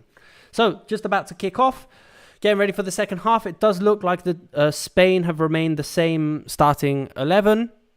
So let me know in the chat if there have been any changes because I might have missed something. And in that case, we can update the changes. How would you judge Spain's quality from this game, asks Joseph. So I think they've been really good. I think they've been very clear in what they've wanted to do. I think their game plan was quite clear. I think the players were disciplined in their positionings and understood well when the rotations needed to happen. Specifically, the fullbacks. I think they understood well when to cover and when to push forward. Cucurella had a good chance on overlapping on the left flank. But yeah, I think they've been good. Again, I'm not entirely sure if I would have Spain as one of my favorites for the competition to go really far in the competition. But it's interesting to see how they're playing, and I think there's some good talking points for them in their upcoming matches. And obviously, it's a really difficult group. Every win is going to be extremely important. I'll be watching Italy-Albania tonight, seeing how both teams perform. I think Italy will do well. I think they might make it out of this group along with Spain, but it's a difficult one to call. Do you think Spain can maintain the high line against France? That might be a bit harder. I think it works with Croatia because their wingers aren't too quick, and then Carvajal and Cucurella are actually quite quick. Cucurella's maybe a little bit slow to turn sometimes, so if he gets caught out, it seems like he's quite slow because he's maybe turned slow to react at times, but his top speed is actually quite good. So I think they would do okay. they're doing all right against a team like Croatia. Against France, it's a different story because France will try and pick you out a lot more frequently, a lot more long balls, especially to Mbappe on the left flank or wherever he plays. Lots of different dangerous opportunities for them to exploit, which they definitely will exploit.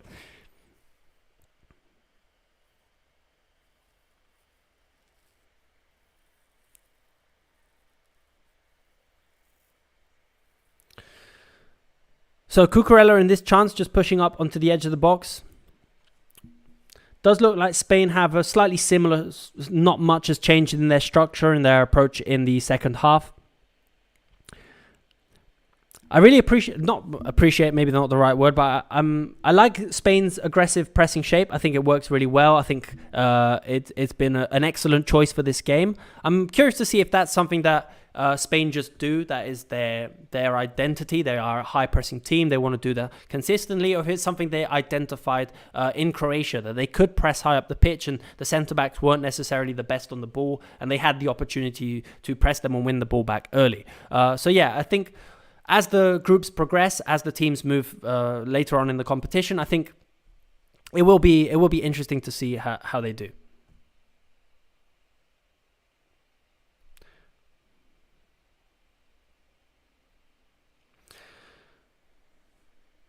So another injury here. So another player going down.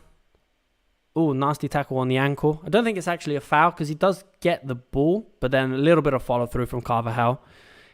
He wouldn't be a Real Madrid player if there wasn't any follow through. There's always a little bit of follow through with Real Madrid players, isn't there? They know what they're doing.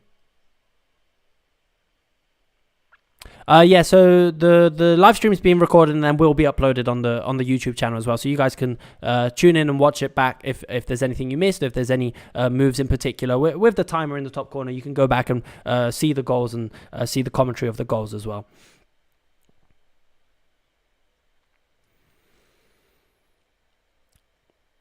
So Spain just building. Yeah, the position of the fullbacks in this case as well, quite interesting as well, with the ball into Cucurella. Nice little ball out wide, and then as they try and close it down, it's difficult for them to stop this ball down the line. So where's the ball? Yeah. So that ball here, if Maya's not too quick to react, if he is quick to react, then they can just play it back. But if he's slow and he leaves a lot of space, then they can just play it down line into Williams. And then in this case, you need your right back to be really, really aggressive and just not allow them to turn around. That's something Atalanta do really, really well, is they're just so aggressive.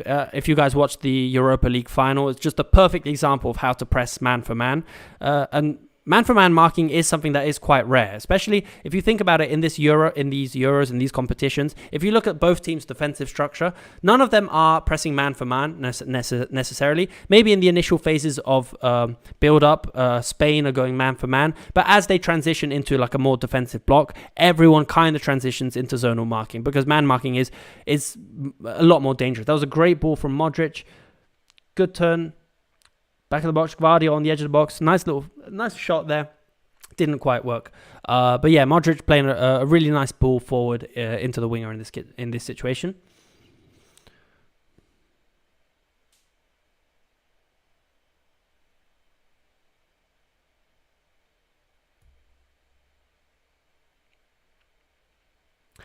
Does look like Croatia are trying to fill the space between the lines a little bit more in the second half. So maybe a little bit more movements, more players just hovering behind Spain's midfield line. So Spain in this situation adopting more of a 4-4-2 pressing shape. A little bit more cautious, maybe not as aggressive as they were in the first half. But that makes a lot of sense. There's no need for them to risk anything in this second half. They're playing really well. The game is in total control, so there's no need for them to go and press aggressively.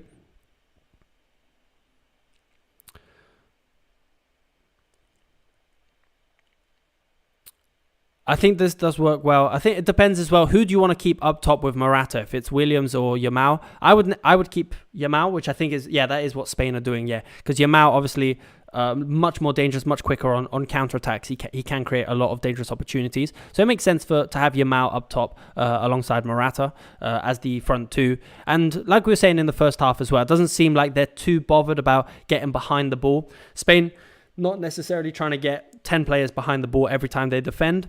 But if they have the opportunity to leave Yamal up top, then they are doing that. Especially in this situation here with a quick break. Oh, that was a nice ball. Oh, I think Pedri should have gone. Yeah. Oh, what a save. What a save. So in that situation there, that was a great move, a great little counter-attack there. What we were just saying about counter-attacks. But I think Pedri might have made the wrong decision. So in this situation here, I think Gvardiol was out of the picture. Yeah, or maybe Gvardiol Gvardiol was here. They'd shifted over. So they were a man down in this situation. Williams had played the ball. Where's the ball? So in this situation here, Pedri went for the ball into Morata. But I think it might have made more sense to go directly into Yamal. Because the ball into Morata here, he was quite close. There were two defenders on him, and it would have been difficult for this ball to be threaded through. But if he'd pushed a little bit further forward, waited for Gvardiol to tighten up, then Yamal could have had a lot more space in this situation to go directly. The ball did end up to him anyway, but I think maybe a direct pass like this from this situation might have been a bit more dangerous. But obviously, who am I to tell Pedri what to do? It's still a good ball into Morata in the first place.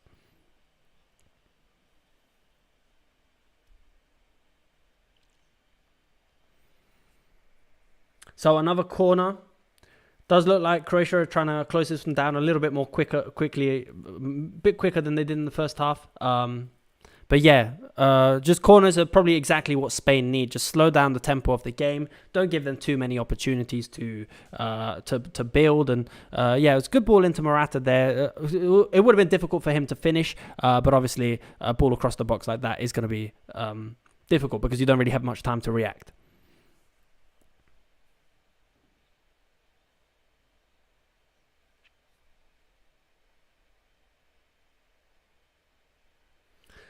So you guys are saying Modric playing a little bit more out wide now in the second half. Curious to see. I haven't seen much of Croatia in possession as of yet. It does look like Spain, yeah. Once they have the ball, not rushing it, not losing the ball at all. It does look like Croatia just struggling to get the ball off them. So we'll see in this situation with Croatia in possession. Modric, in this case, playing in this classic like half-space positioning here as the box-to-box with Brozovic at the back, Kovacic in support. The double pivot of Brozovic and Kovacic is quite good, but maybe a bit slow. I think, yeah, one of their things, they need a little bit more energy in the middle. Obviously, you've got so much experience, but you just need someone to break the lines a little bit quicker. But here we go with Kovacic picking up the ball, breaking forward, moving it out wide to Gvardiol on the overlap. Can he? Oh, what ball! Great ball! It's not Croatia's day. That was their chance. That was an unbelievable move. Unbelievable overlap from Gvardiol in this situation, pushing up. Kovacic breaking free, finding the player here. And then it was a nice little exchange in this situation. So Gvardiol pushing forward and then playing it back into Kovacic as he was in this position. Really, really nice. And then I don't know how he was able to cut it back so quickly. Like such a sharp cutback from this position. So as they pushed up, I think Stanisic, very aggressive in the half here. But yeah, that cutback from Kovacic was quite impressive. He was nearly like 180 degrees back across the box. But I think Stanisic absolutely needed to do better there. That was a big chance for Croatia. And yeah, they're gonna rue their chances. So Perisic has come on. I missed who that was for. If you guys could tell me in the chat, I'll replace the names as soon as possible. Yeah, that should have been 3-1. Absolutely. That was Croatia's biggest chance of the game so far. Really nicely worked as well. So as we were just saying that Croatia needed a little bit more energy, they were able to find this combination with Kovacic breaking free. And I think that is one of the risks of Spain's pressing shape, that if they do lose one man, then they can be quite exposed on not necessarily the counter, but quite exposed on the build, as they're able to break into midfield with like third man passes or like a wall pass from the striker dropping it off.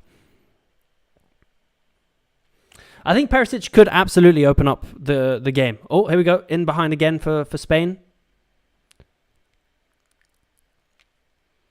Good work from Yamal just to keep possession, not necessarily rushing it, but not necessarily making any mistakes. Yeah. And then we've got a free kick on the edge of the box.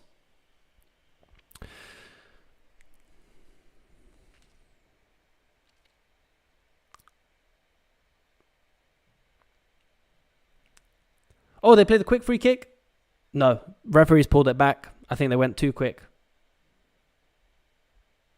So Budimir came off for Perisic. So yeah, I'm interested to see how they adapt their shape. Because if they don't have a number 9, if they, as in a striker up top, I think what are they going to try and do? Are they going to try and Perisic false 9, or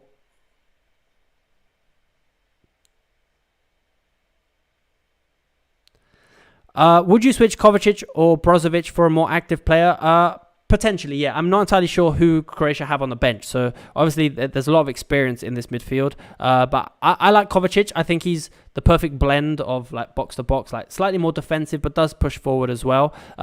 So I think in this situation, you could make way of Brozovic because you need someone with a little bit more energy to push forward, and maybe just have Kovacic play in this role, and then someone to give a little bit more support around Modric further up the pitch.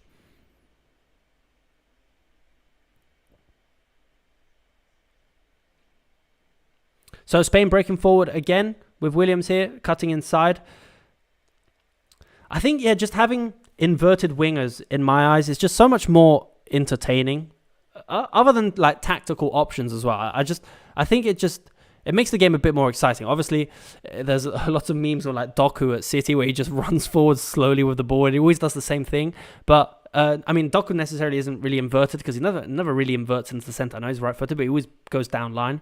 But I think, yeah, just when players move in and then cut here, it just opens up the pitch so much more because then you have the players moving into this position here. So you have Pedri or Fabian, I think. Sorry, it's in this situation, isn't it like that? You have players in this situation. Then you can have the fullback overlapping as well. But if the winger is always hugging the touchline, always going down, like we were saying in the first half, I think it needs to, the rotations are a little bit more difficult to implement because yes, you can still underlap if you're the fullback, but then you're kind of cutting off the path for this player. So there's the holding midfield, or sorry, there's the box to box midfield. In this case, does he wait? Does he the one that cover?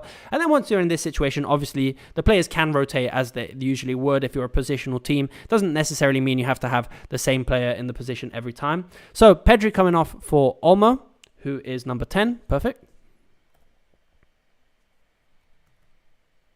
And I think Perisic is number 11. Did I get that right?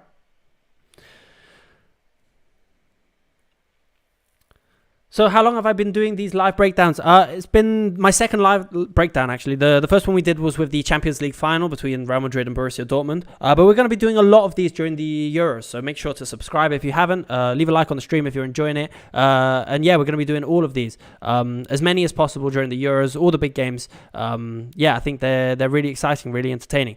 The only bad thing is when a team like Spain kills the game in the first half, because then what else is there to talk about when both teams are just one's trying to attack but not really creating much, and the other team's just defending, really trying to exploit space on the counter-attack, which is what we're seeing.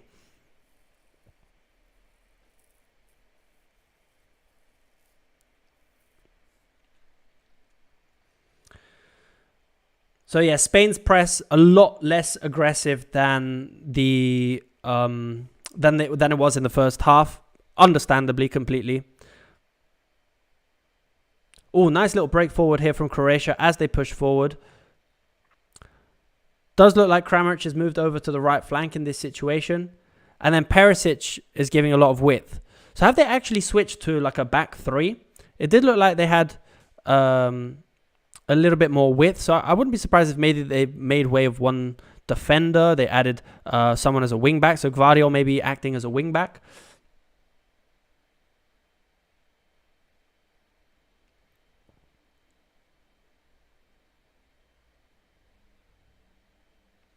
I'm curious to see. It does look defensively they're still in a back four, but I'm curious to see if they've made way of one player when they push forward. So yeah, defensively we still got these players here. Let's try and set up the board a little bit again. So Kramaric moving over, maybe. Yeah, no, it does look like Kramaric has moved into the striker role in the center. Perisic a little bit further out wide here.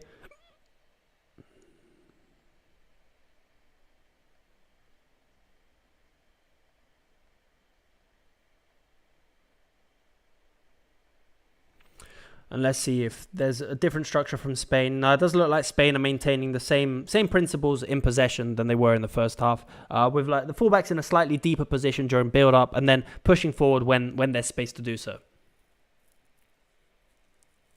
Thoughts on Hungary today? So I only got to see the goals. I didn't actually get to see the match. But I was surprised because Hungary was a lot of teams' dark horse for this competition. A lot of teams expected Hungary to do really well. So, and understandable, they have some good players. They have players like Szoboszlai that can be quite dangerous. So I'm surprised it was 3-1 to Switzerland.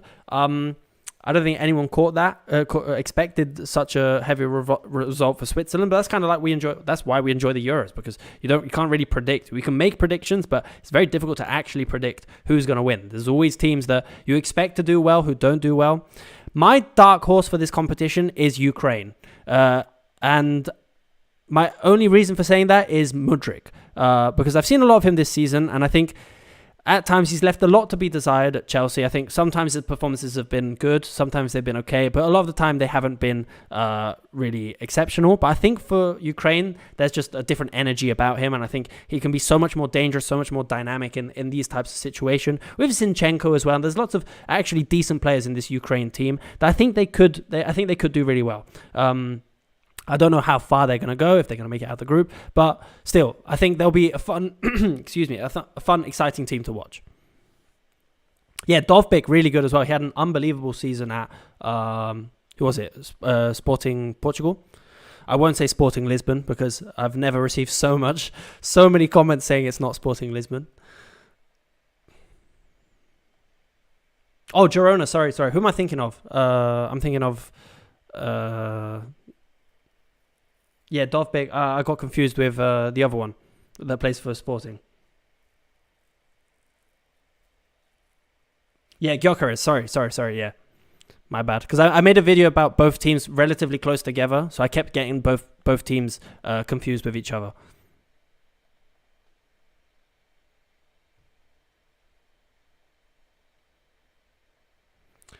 So yeah, Spain just going into counter-attacking mode for the second half, and I don't blame them. With a player like Yamal up top, really dangerous. It does look like Yamal is essentially playing as a second striker now, not really keeping the width too much. Maybe if they do have time to push forward, then the width is being given to Carvajal. But yeah, it does look like with this base of three at the back with Rodri, it's just been so solid, so difficult for Croatia to break down. And it does look like we have another injury. Morata's coming off. So great goal for Morata, opened the scoring for the team. Great run in behind, caught the offside trap just perfectly in time. Like, it wasn't really an offside trap, but he was able to break in behind just in time.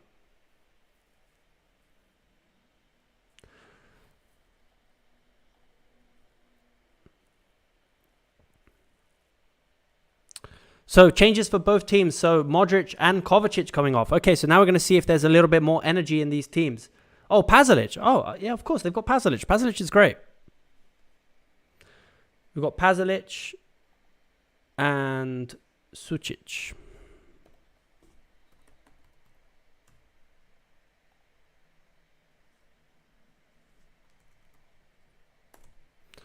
I missed Sucic's number.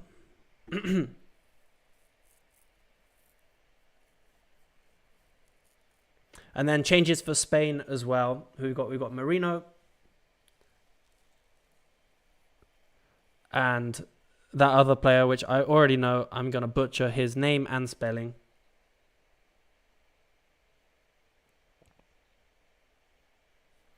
So no changes for Spain just yet. Playing on just a little bit more.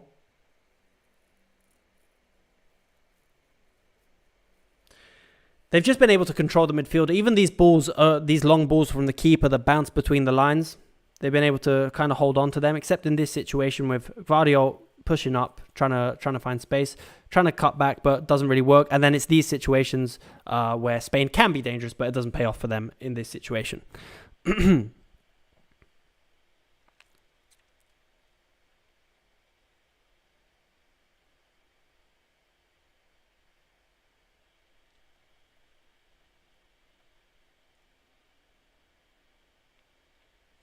Good ball into the box, but yeah, see him on all over that.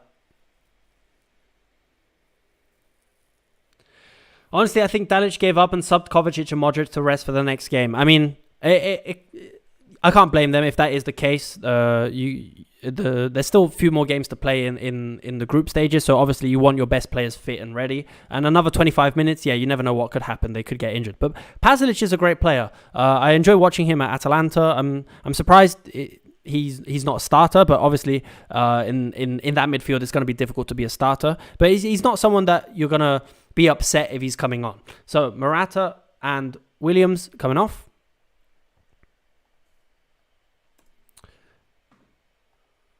And we have Oyarzabal.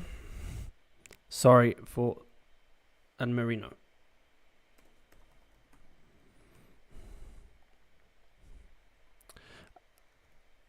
Yeah, apologies again for butchering the names. I'm not Spanish or Croatian.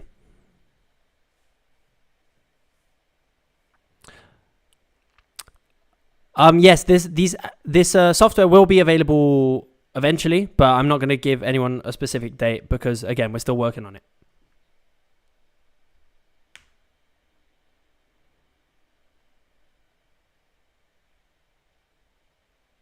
It's so hard watching Croatians. As a Croatian, they are so tense. Yeah, I mean, you've had a good run in the past few competitions in the past few years, but I think it's a little bit of an aging squad. Haven't really got the youth that it needs to really help it transition into a new team. I think we're starting to see that with Spain. They've got a good amount of experience in like Carvajal and Rodri and Nacho, but they also got quite a good amount of youth coming through as well, and quite a lot of dangerous players. It's still not the most dangerous Spanish team I've ever seen. I still think there's a lot of positions that could need a lot of work, and they might struggle again later on in the competition. But for now, like today, nothing to say. They've been absolutely exceptional, and they've completely deserved to be 3-0 up. And yeah, in these situations here, when they're able to break, then the pace of these players is just super, super quick.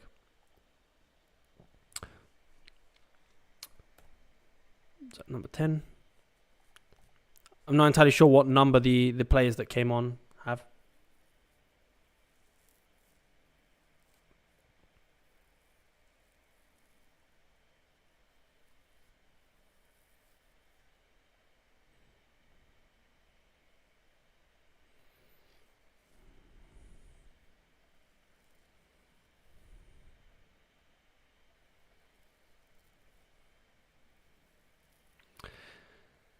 Spain will struggle against fast attacks and pacey attackers. Yeah, it was we were saying that earlier in the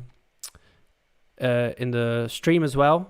It might be a bit difficult. Yeah, when the team's not in the. Oh, what the hell am I doing? Oh, why can't I click? What happened there? Yeah, against quicker wingers. But I think that's why maybe they're trying these fullbacks in a slightly deeper position. It makes a little bit more sense to have them a little bit more cautious, maybe not pushing too far up the pitch. So I'll be curious to see how they deal with a quicker team. I think they'll maintain this slightly deeper defensive line with the fullbacks only pushing up when it's really needed. So I think they have everything it takes to be cautious. The only thing is against quick wingers that maybe pin the fullbacks back, you might leave your wingers a little bit too isolated. So even when they attempt these switches and play, which is what they were doing with Fabian dropping deep and switch and play into Yamal, might be a bit difficult for them to do that consistently if their fullbacks aren't able to get a hold of the game and be present in the game. So Omo on the left side. Oh, thank you. Marino number 6. And Osbar number 21. I should probably have the players ready on the side.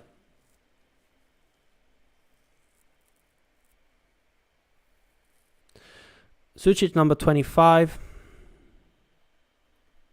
Pasalic number 15. Perfect. Yeah, Rodri, best DM in the world right now. I agree. I think, again, his season at Man City just proves it. That I I think they lost every game, or they didn't. Was it when he was injured for like 4 games? They didn't win for those 4 games, or he hasn't specifically lost a game when he's been on the pitch in the league for I don't know how many years, for how many games. But it's just proven he's just in so much control in this position, so clever in his movements and the way he's active in the game. He's very similar to Busquets in a way, but he's also not very similar to Busquets in another way. He's maybe a little bit more aggressive. He actually pushes into the box quite a lot as well, compared to Busquets, who's maybe a little bit more defensive-minded. They're both extremely good during build-up, extremely useful for their teams, but they have slightly different play styles. But I think Rodri is the perfect evolution of the Busquets role into a slightly more modern, maybe more dynamic. I'm not saying Busquets wasn't dynamic. He was obviously extremely dynamic, but I think the modern game needs even more rotations, especially in a team like Guardiola's. It needs even more rotations between the positions. And someone like Rodri is the center of these rotations. He's what allows all the other players to move, but he is also sometimes in these positions where he has to rotate as well, and he just does that excellently.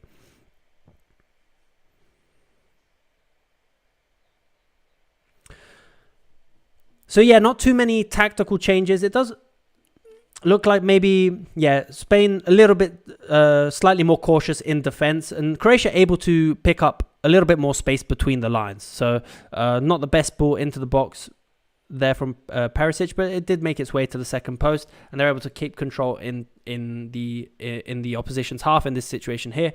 I think once Croatia get into this situation, so if they're able to attack Spain, I can't move this player for some reason.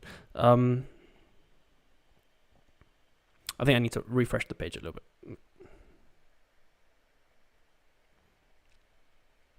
Oh, just refreshing the page. No, where's my...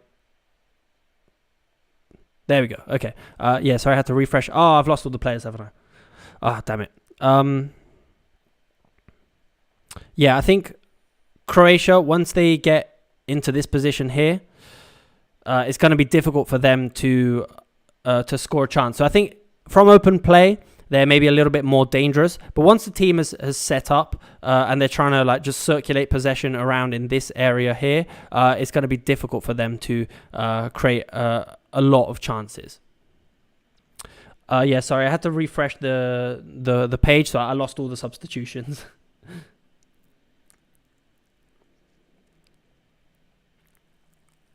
So yeah, in these situations, I don't know how effective it is for Croatia to just try and rotate and get the balls in the box. So I think they could do like a Brighton from this season, or do what a lot of teams tend to do now. Is you get to this situation, you just play it back. You just try and force the opposition to move forward and pick up a more aggressive position, and try and just exploit the space while you can.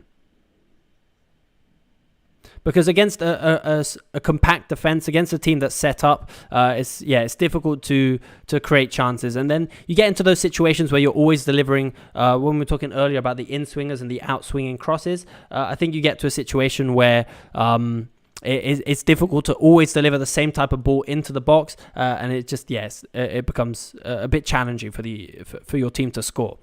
So I like it when teams get into this situation. Maybe they try a couple crosses, doesn't work, but then they're not afraid to just move the ball back, get into a situation here where the opposition has to push up, and when they push up, then they can retry their chances. Obviously, there's a certain limit.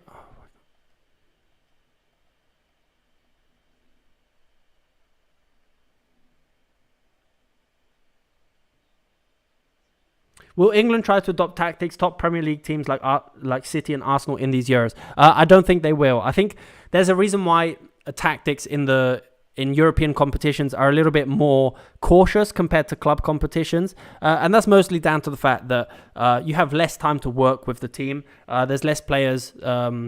There's less synergy between the players because they don't necessarily play together in the leagues, and it leads to a lot of. It takes a lot more time to implement tactics. I think there's a reason why they stuck with Southgate for so long, because there's a reason why you want to keep the same manager for a long period of time to try and get more cohesion between the players, and so he can build his system. I think the main issue with that is necessarily Southgate, maybe not the best manager, technically speaking, England could have. But I understand why they've kept the same manager. I'm not saying Southgate's particular, but I'm saying why they've kept one manager for so long, to just try and build on this generation of players. And I think statistically speaking, this might be the last competition for Southgate unless it goes really, really well. But yeah, I think he's had his time. I think this is the generation for for England to give it a go. They've got an amazing team. They've got amazing players. They have a chance. But I think tactically speaking, the tactics are going to be a little bit more rigid compared to what you see maybe in club football, because club football, they have a lot more time to work on things. There's they train every day together, essentially. They know each other for a whole year, so you can get a lot more rotations. And there we go, Spain in behind in this situation, but I think, yeah, it was offside. So you have a lot more time to work on, like, maybe more complicated rotations between the players. So yeah, I don't think England are going to adopt tactics like we see with City or Arsenal, because those, if you think about it, they're super positional. One player might be here, then he might be here, then these players like constantly changing their position. There's like roles are a thing, but then the positions aren't really a thing. So as long as someone's occupying a specific space, doesn't matter who the player occupying that space is. So that's difficult to do at a national level.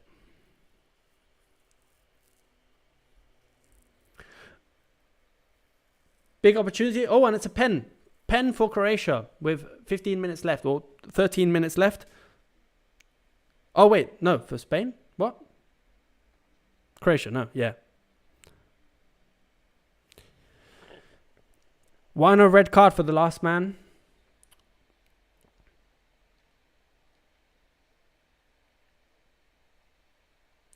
I think, yeah, actually, there's a big shout of why that... Oh, whoa, that was a huge dive. Wait, what? Did he catch him?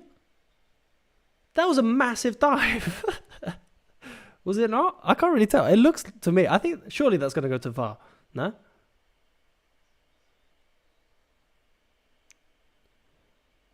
It looked to me like there was a little bit of a nudge in the back, but then it just looked like he tripped on his own ankle as well.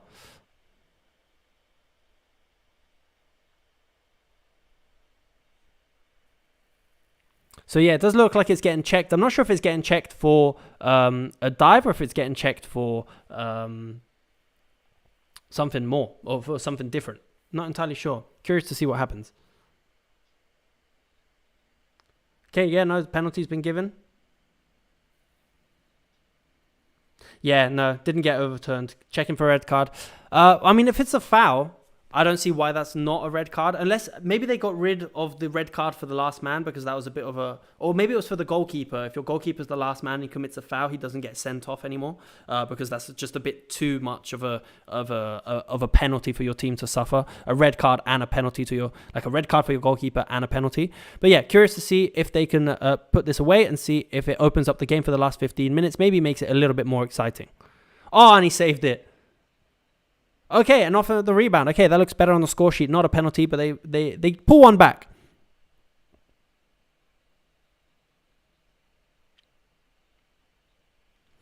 Yeah, so apologies again, but I missed all the substitutions because I had to refresh the software. Oh, keeper's off his line. Do you reckon they're going to retake it? Oh, but no, because they still scored. I don't know the penalty rules anymore. Like, I know if he's off his line, then they retake it, but if he saves it, but then he saved it, but then they scored. So, 3-1. Good game, to be fair. Obviously, Spain have been in control. I don't think this game is going to change too much, but still, it's nice for Croatia to pull one back because they have been a little bit better in the second half. They have been pushing forward a little bit more frequently. So, yeah, so I might just remove the player names because they're not accurate anymore. So, it's just maybe a bit more confusing. So, we'll just have it as the players to give it a little bit more context.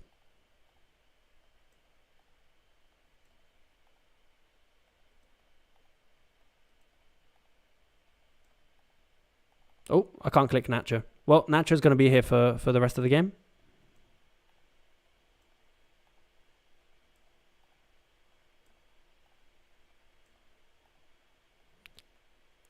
Oh, offside. I don't know what's going on. There's an offside call. Wait, what? Has the penalty been cancelled? Oh my god. Okay, I need to know. VAR. Does it need to be scrapped?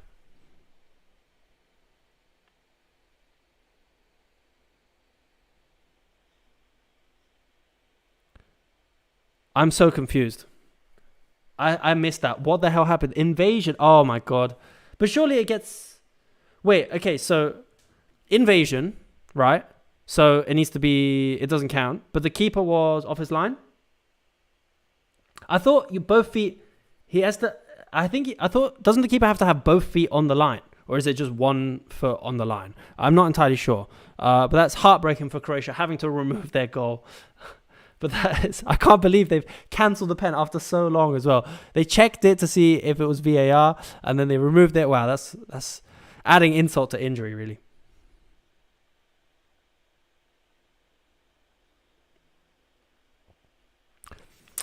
Wow, crazy, crazy. I don't know. I was when there was a whole conversation about VAR being removed in the Premier League. I was actually quite excited. I know it's not the technology that's the issue. It is the referees. Then Spain in? Nah, it's foul. I know it is the technology in itself is fine. The ability to rewatch a replay and make the right call. But I just think the way it was used and implemented just wasn't positive for the game. So I wouldn't have been too opposed to see it be postponed at least for a season and go back to football without VAR. See what happens. Obviously, there's going to be so much controversy with or without VAR. There's always going to be a lot of issues. But I think it would have been fun to see what happens if they just scrapped it for a year, maybe worked on implementing it a little bit better. I'm curious to hear your guys' thoughts on how it should be implemented, because I've heard so many different approaches, and all of them are like, yeah, that could work, but why would that work? And then I don't know, there's some say that teams should have like a specific amount of times you can call VAR during the game. So you can say, okay, you've got one call per half. If you get it right, you get your call back and you get to call VAR again. If you get it wrong, then that's it. You've used your VAR for the chance for that half. But then maybe they put a time limit on as well. So if there's offside, I know we're getting automated offside relatively soon. I think it should be in these Euros as well, but I haven't actually seen any situations where it's been used as of yet. But I think the implementation is the issue. It's not necessarily VAR in itself, at least in my opinion. I think there just needs to be a way of speeding it up a little bit. I can't remember where it was, if it was the Champions League final or where it was, but there was like it felt like a 5-minute delay waiting on a call, and it was a call that just massively changed the game. I think it was an offside call for Borussia Dortmund to see if they got a goal back. I'm really curious to see what would have happened if they scrapped it for a season. So Croatia on the attack again here. Lots of space on the opposite flank for a 2v1 against the fullback. Pushing in, Vardiol cutting inside. Yeah, maybe rushed the shot a little bit too much from this position.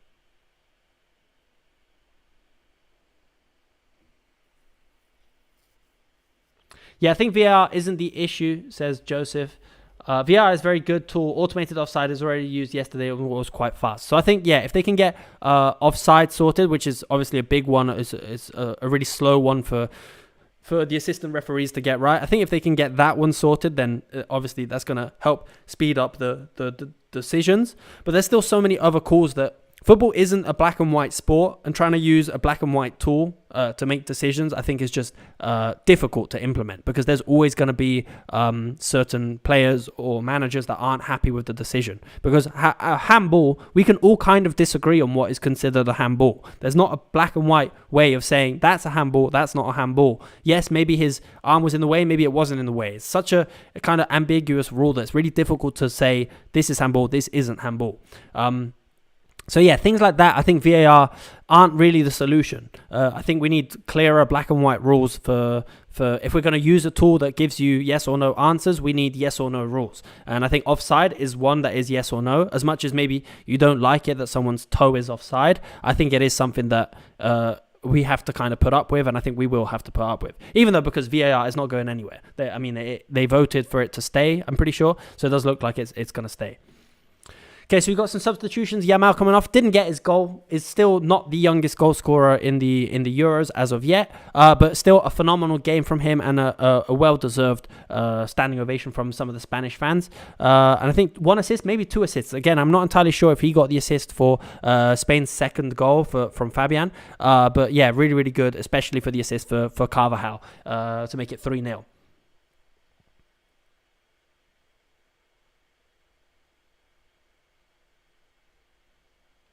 Yeah, without VAR, it's still a black and white call, so I don't understand the argument either. I understand, yeah. Does he have the youngest assist? I mean, I'm assuming he does because he's the youngest player to ever play in the Euros. So anything he does, he's the youngest player to have done it. He's the youngest player to ever be substituted. Pedri, second assist. Okay, yeah, so Pedri in this position. Again, yeah, ignore the numbers as of now. And for some reason, I can't click Nacho anymore. So the Spanish defense is not going to move for the rest of the half, unfortunately. Oh, and I can't click Cucurella. There we go.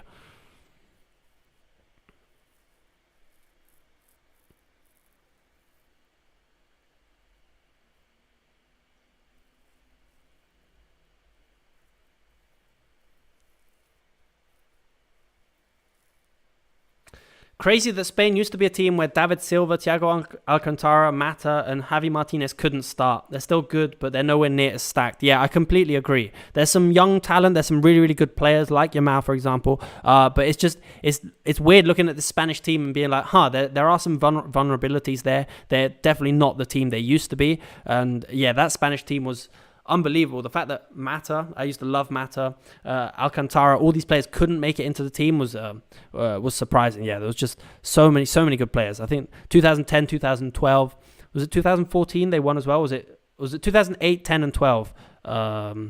They just dominated. Or 10 and 12, I can't remember. But yeah, just unbelievable team. And it's crazy how things can change relatively quickly. You can have a golden generation of players, but it's gone before you know it. And I feel like that's happening to England as well. It's a great generation, but how long is this generation going to last? Which team is the most stacked right now? I think it's France. It has to be France.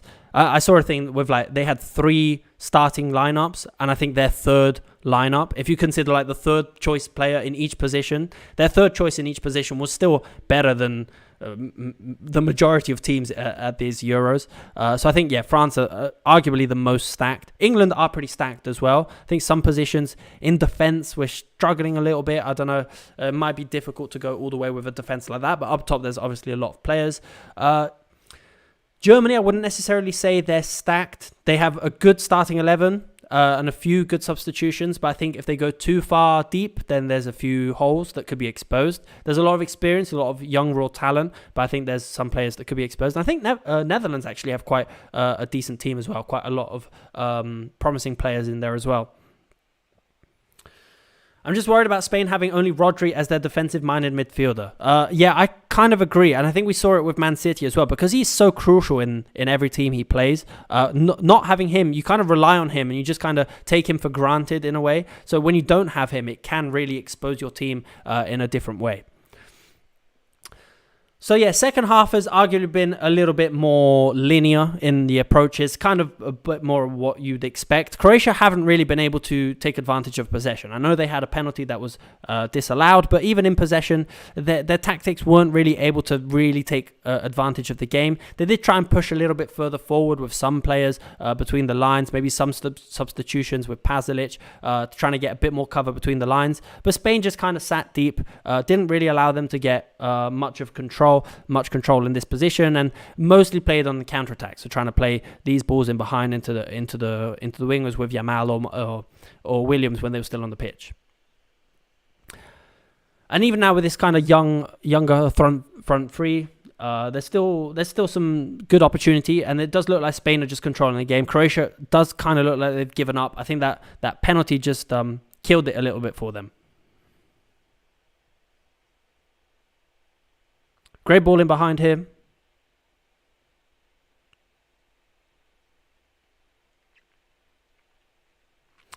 So Spain looks like they have 2 approaches that they could really go for in this Euros, because they have some really good quick substitutions as well, like we're seeing now with Olmo and these players attacking in behind, that they could potentially go with the route that we saw in the first half with a slightly more switch and play, maybe cautious defenders, and maybe look for longer switches into the opposite flank. But they could also go more direct on the flank where they're attacking. So if the ball goes out to Carvajal, for example, on the right flank, then you have a lot of runners that can make these darting runs forward on this side of the ball as well. So I think there's a nice few options that we're likely to see in this Euros that they could exploit. And I'm curious to see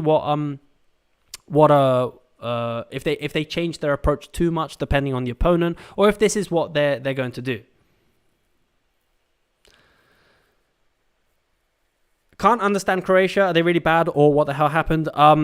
I think in this game, they just got a little bit exposed at the back. I think maybe, I don't know can we say they were unlucky with the first goal? Not really unlucky because Spain did really well, but I think they just got caught out. It was a bit of a counter-attack. And once Spain got one goal and Croatia had to start pushing up a little bit more, then that's when they just took control. And then 3 goals, that's just going to kill the game. We saw it yesterday with Germany as well. I mean, Germany going in 3-0 up and Scotland down to 10 men. That's going to be, no one's coming back from that. In your opinion, which team is the most balanced at the Euros? What do you mean by balanced? Do you mean between defense and attack? Or do you mean just generally speaking, like across the pitch?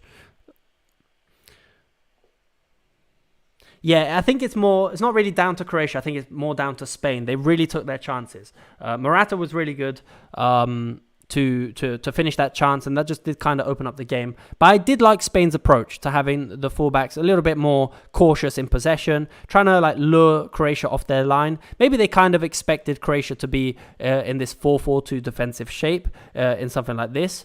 Maybe they expected it, and so by having where are the players? Yeah, by having this shape here and having the fullbacks quite deep, it just means that the front two pressing doesn't really do much because you need these players to push forward as well. And when they did, then we had, who was it? It was Fabian and Pedri picking up these positions here. Like Kovacic and Brozovic didn't really seem like they had the energy and the pace to like consistently close these two young, energetic players. So I think the game was essentially won in midfield indirectly. It wasn't really a game that was played too much through the center.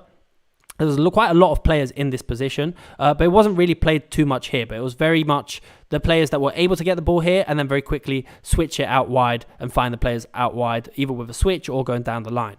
But yeah, if I'm not mistaken, not much of the play happened down the middle, unless you consider Morata's first goal from a counter-attack they were able to find the space in behind here.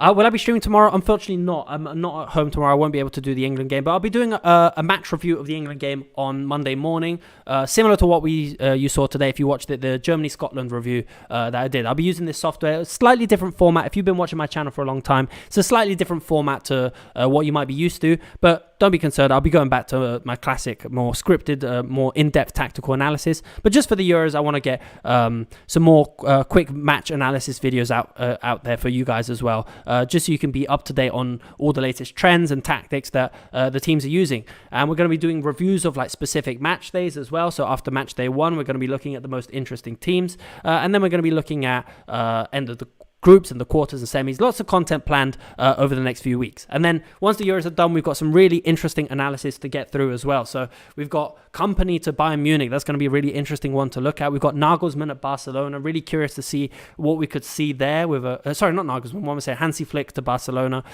Really curious to see what could happen there with a manager like that. We've got De Zerbi at Marseille. Maybe not the most clickbaity one, but could be interesting to see as well if something happens in a move like that. And then just lots of teams in the Premier League, lots of teams, maybe Thiago Motta at Juventus. That could be interesting to see. Man of match of this game, I'll think about it for a minute. I'm not entirely sure who I would go through right now because I think Spain have been good. Rodri, I don't think has put a foot wrong, but it's always boring to give it to the holding midfielder because it's like, he's gonna have a good game. It's like Kroos yesterday. He had an unbelievable game. I would have given him man of the match, but I mean Scotland didn't really put much pressure on him. So I'd say Rodri had a really good game. I said Yamal had a really good game. Considering again that, let's not forget, Yamal is 16. Like that is just unreal. Fabian Ruiz, man of the match. There was a great performance from him as well. His second goal was actually really, really good. So I could see Ruiz. I'd be happy with Ruiz. Yeah, Juve finally getting rid of Allegri. That's an interesting one. It took them time. It took them some time, but I'm really interested to see how things go with Thiago Motta.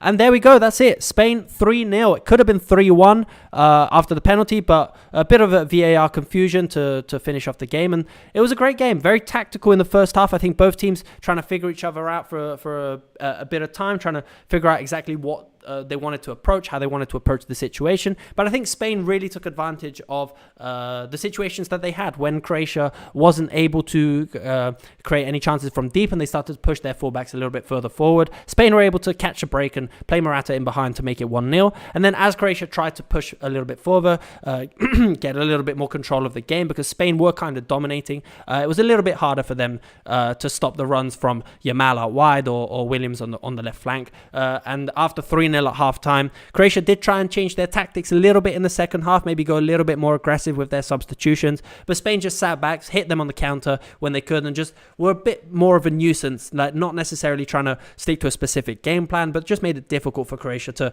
actively try and do what they wanted to do. So if anyone's joining in after the match, we're going to do a very quick breakdown of the tactics that we saw, and then I will see you in a next video coming up soon, on the next live stream. I'll let you know. Make sure to check out the community tab so you'll know when the next live stream is going to go live and what's the next match that we're going to be covering. But there's tons of matches to choose from, so I'll make sure to pick one. Maybe we'll put a poll up and see which game you want to see covered live, because there's some good games coming up. I think Netherlands, France, is that next week? That could be a good one to cover. Obviously, I'm going to try and do England, Denmark on, I think that's Thursday. Try and do that one as well. Yeah, lots of good games to cover and to analyze. So, how did this game unfold? Well, there was a few different tactics that I'd like to point out. And if you've been watching the whole stream, obviously you'll know we broke these down together. We know exactly what happened and what they were trying to approach. But if anyone's joining right at the end, just to get a quick glimpse of what happened.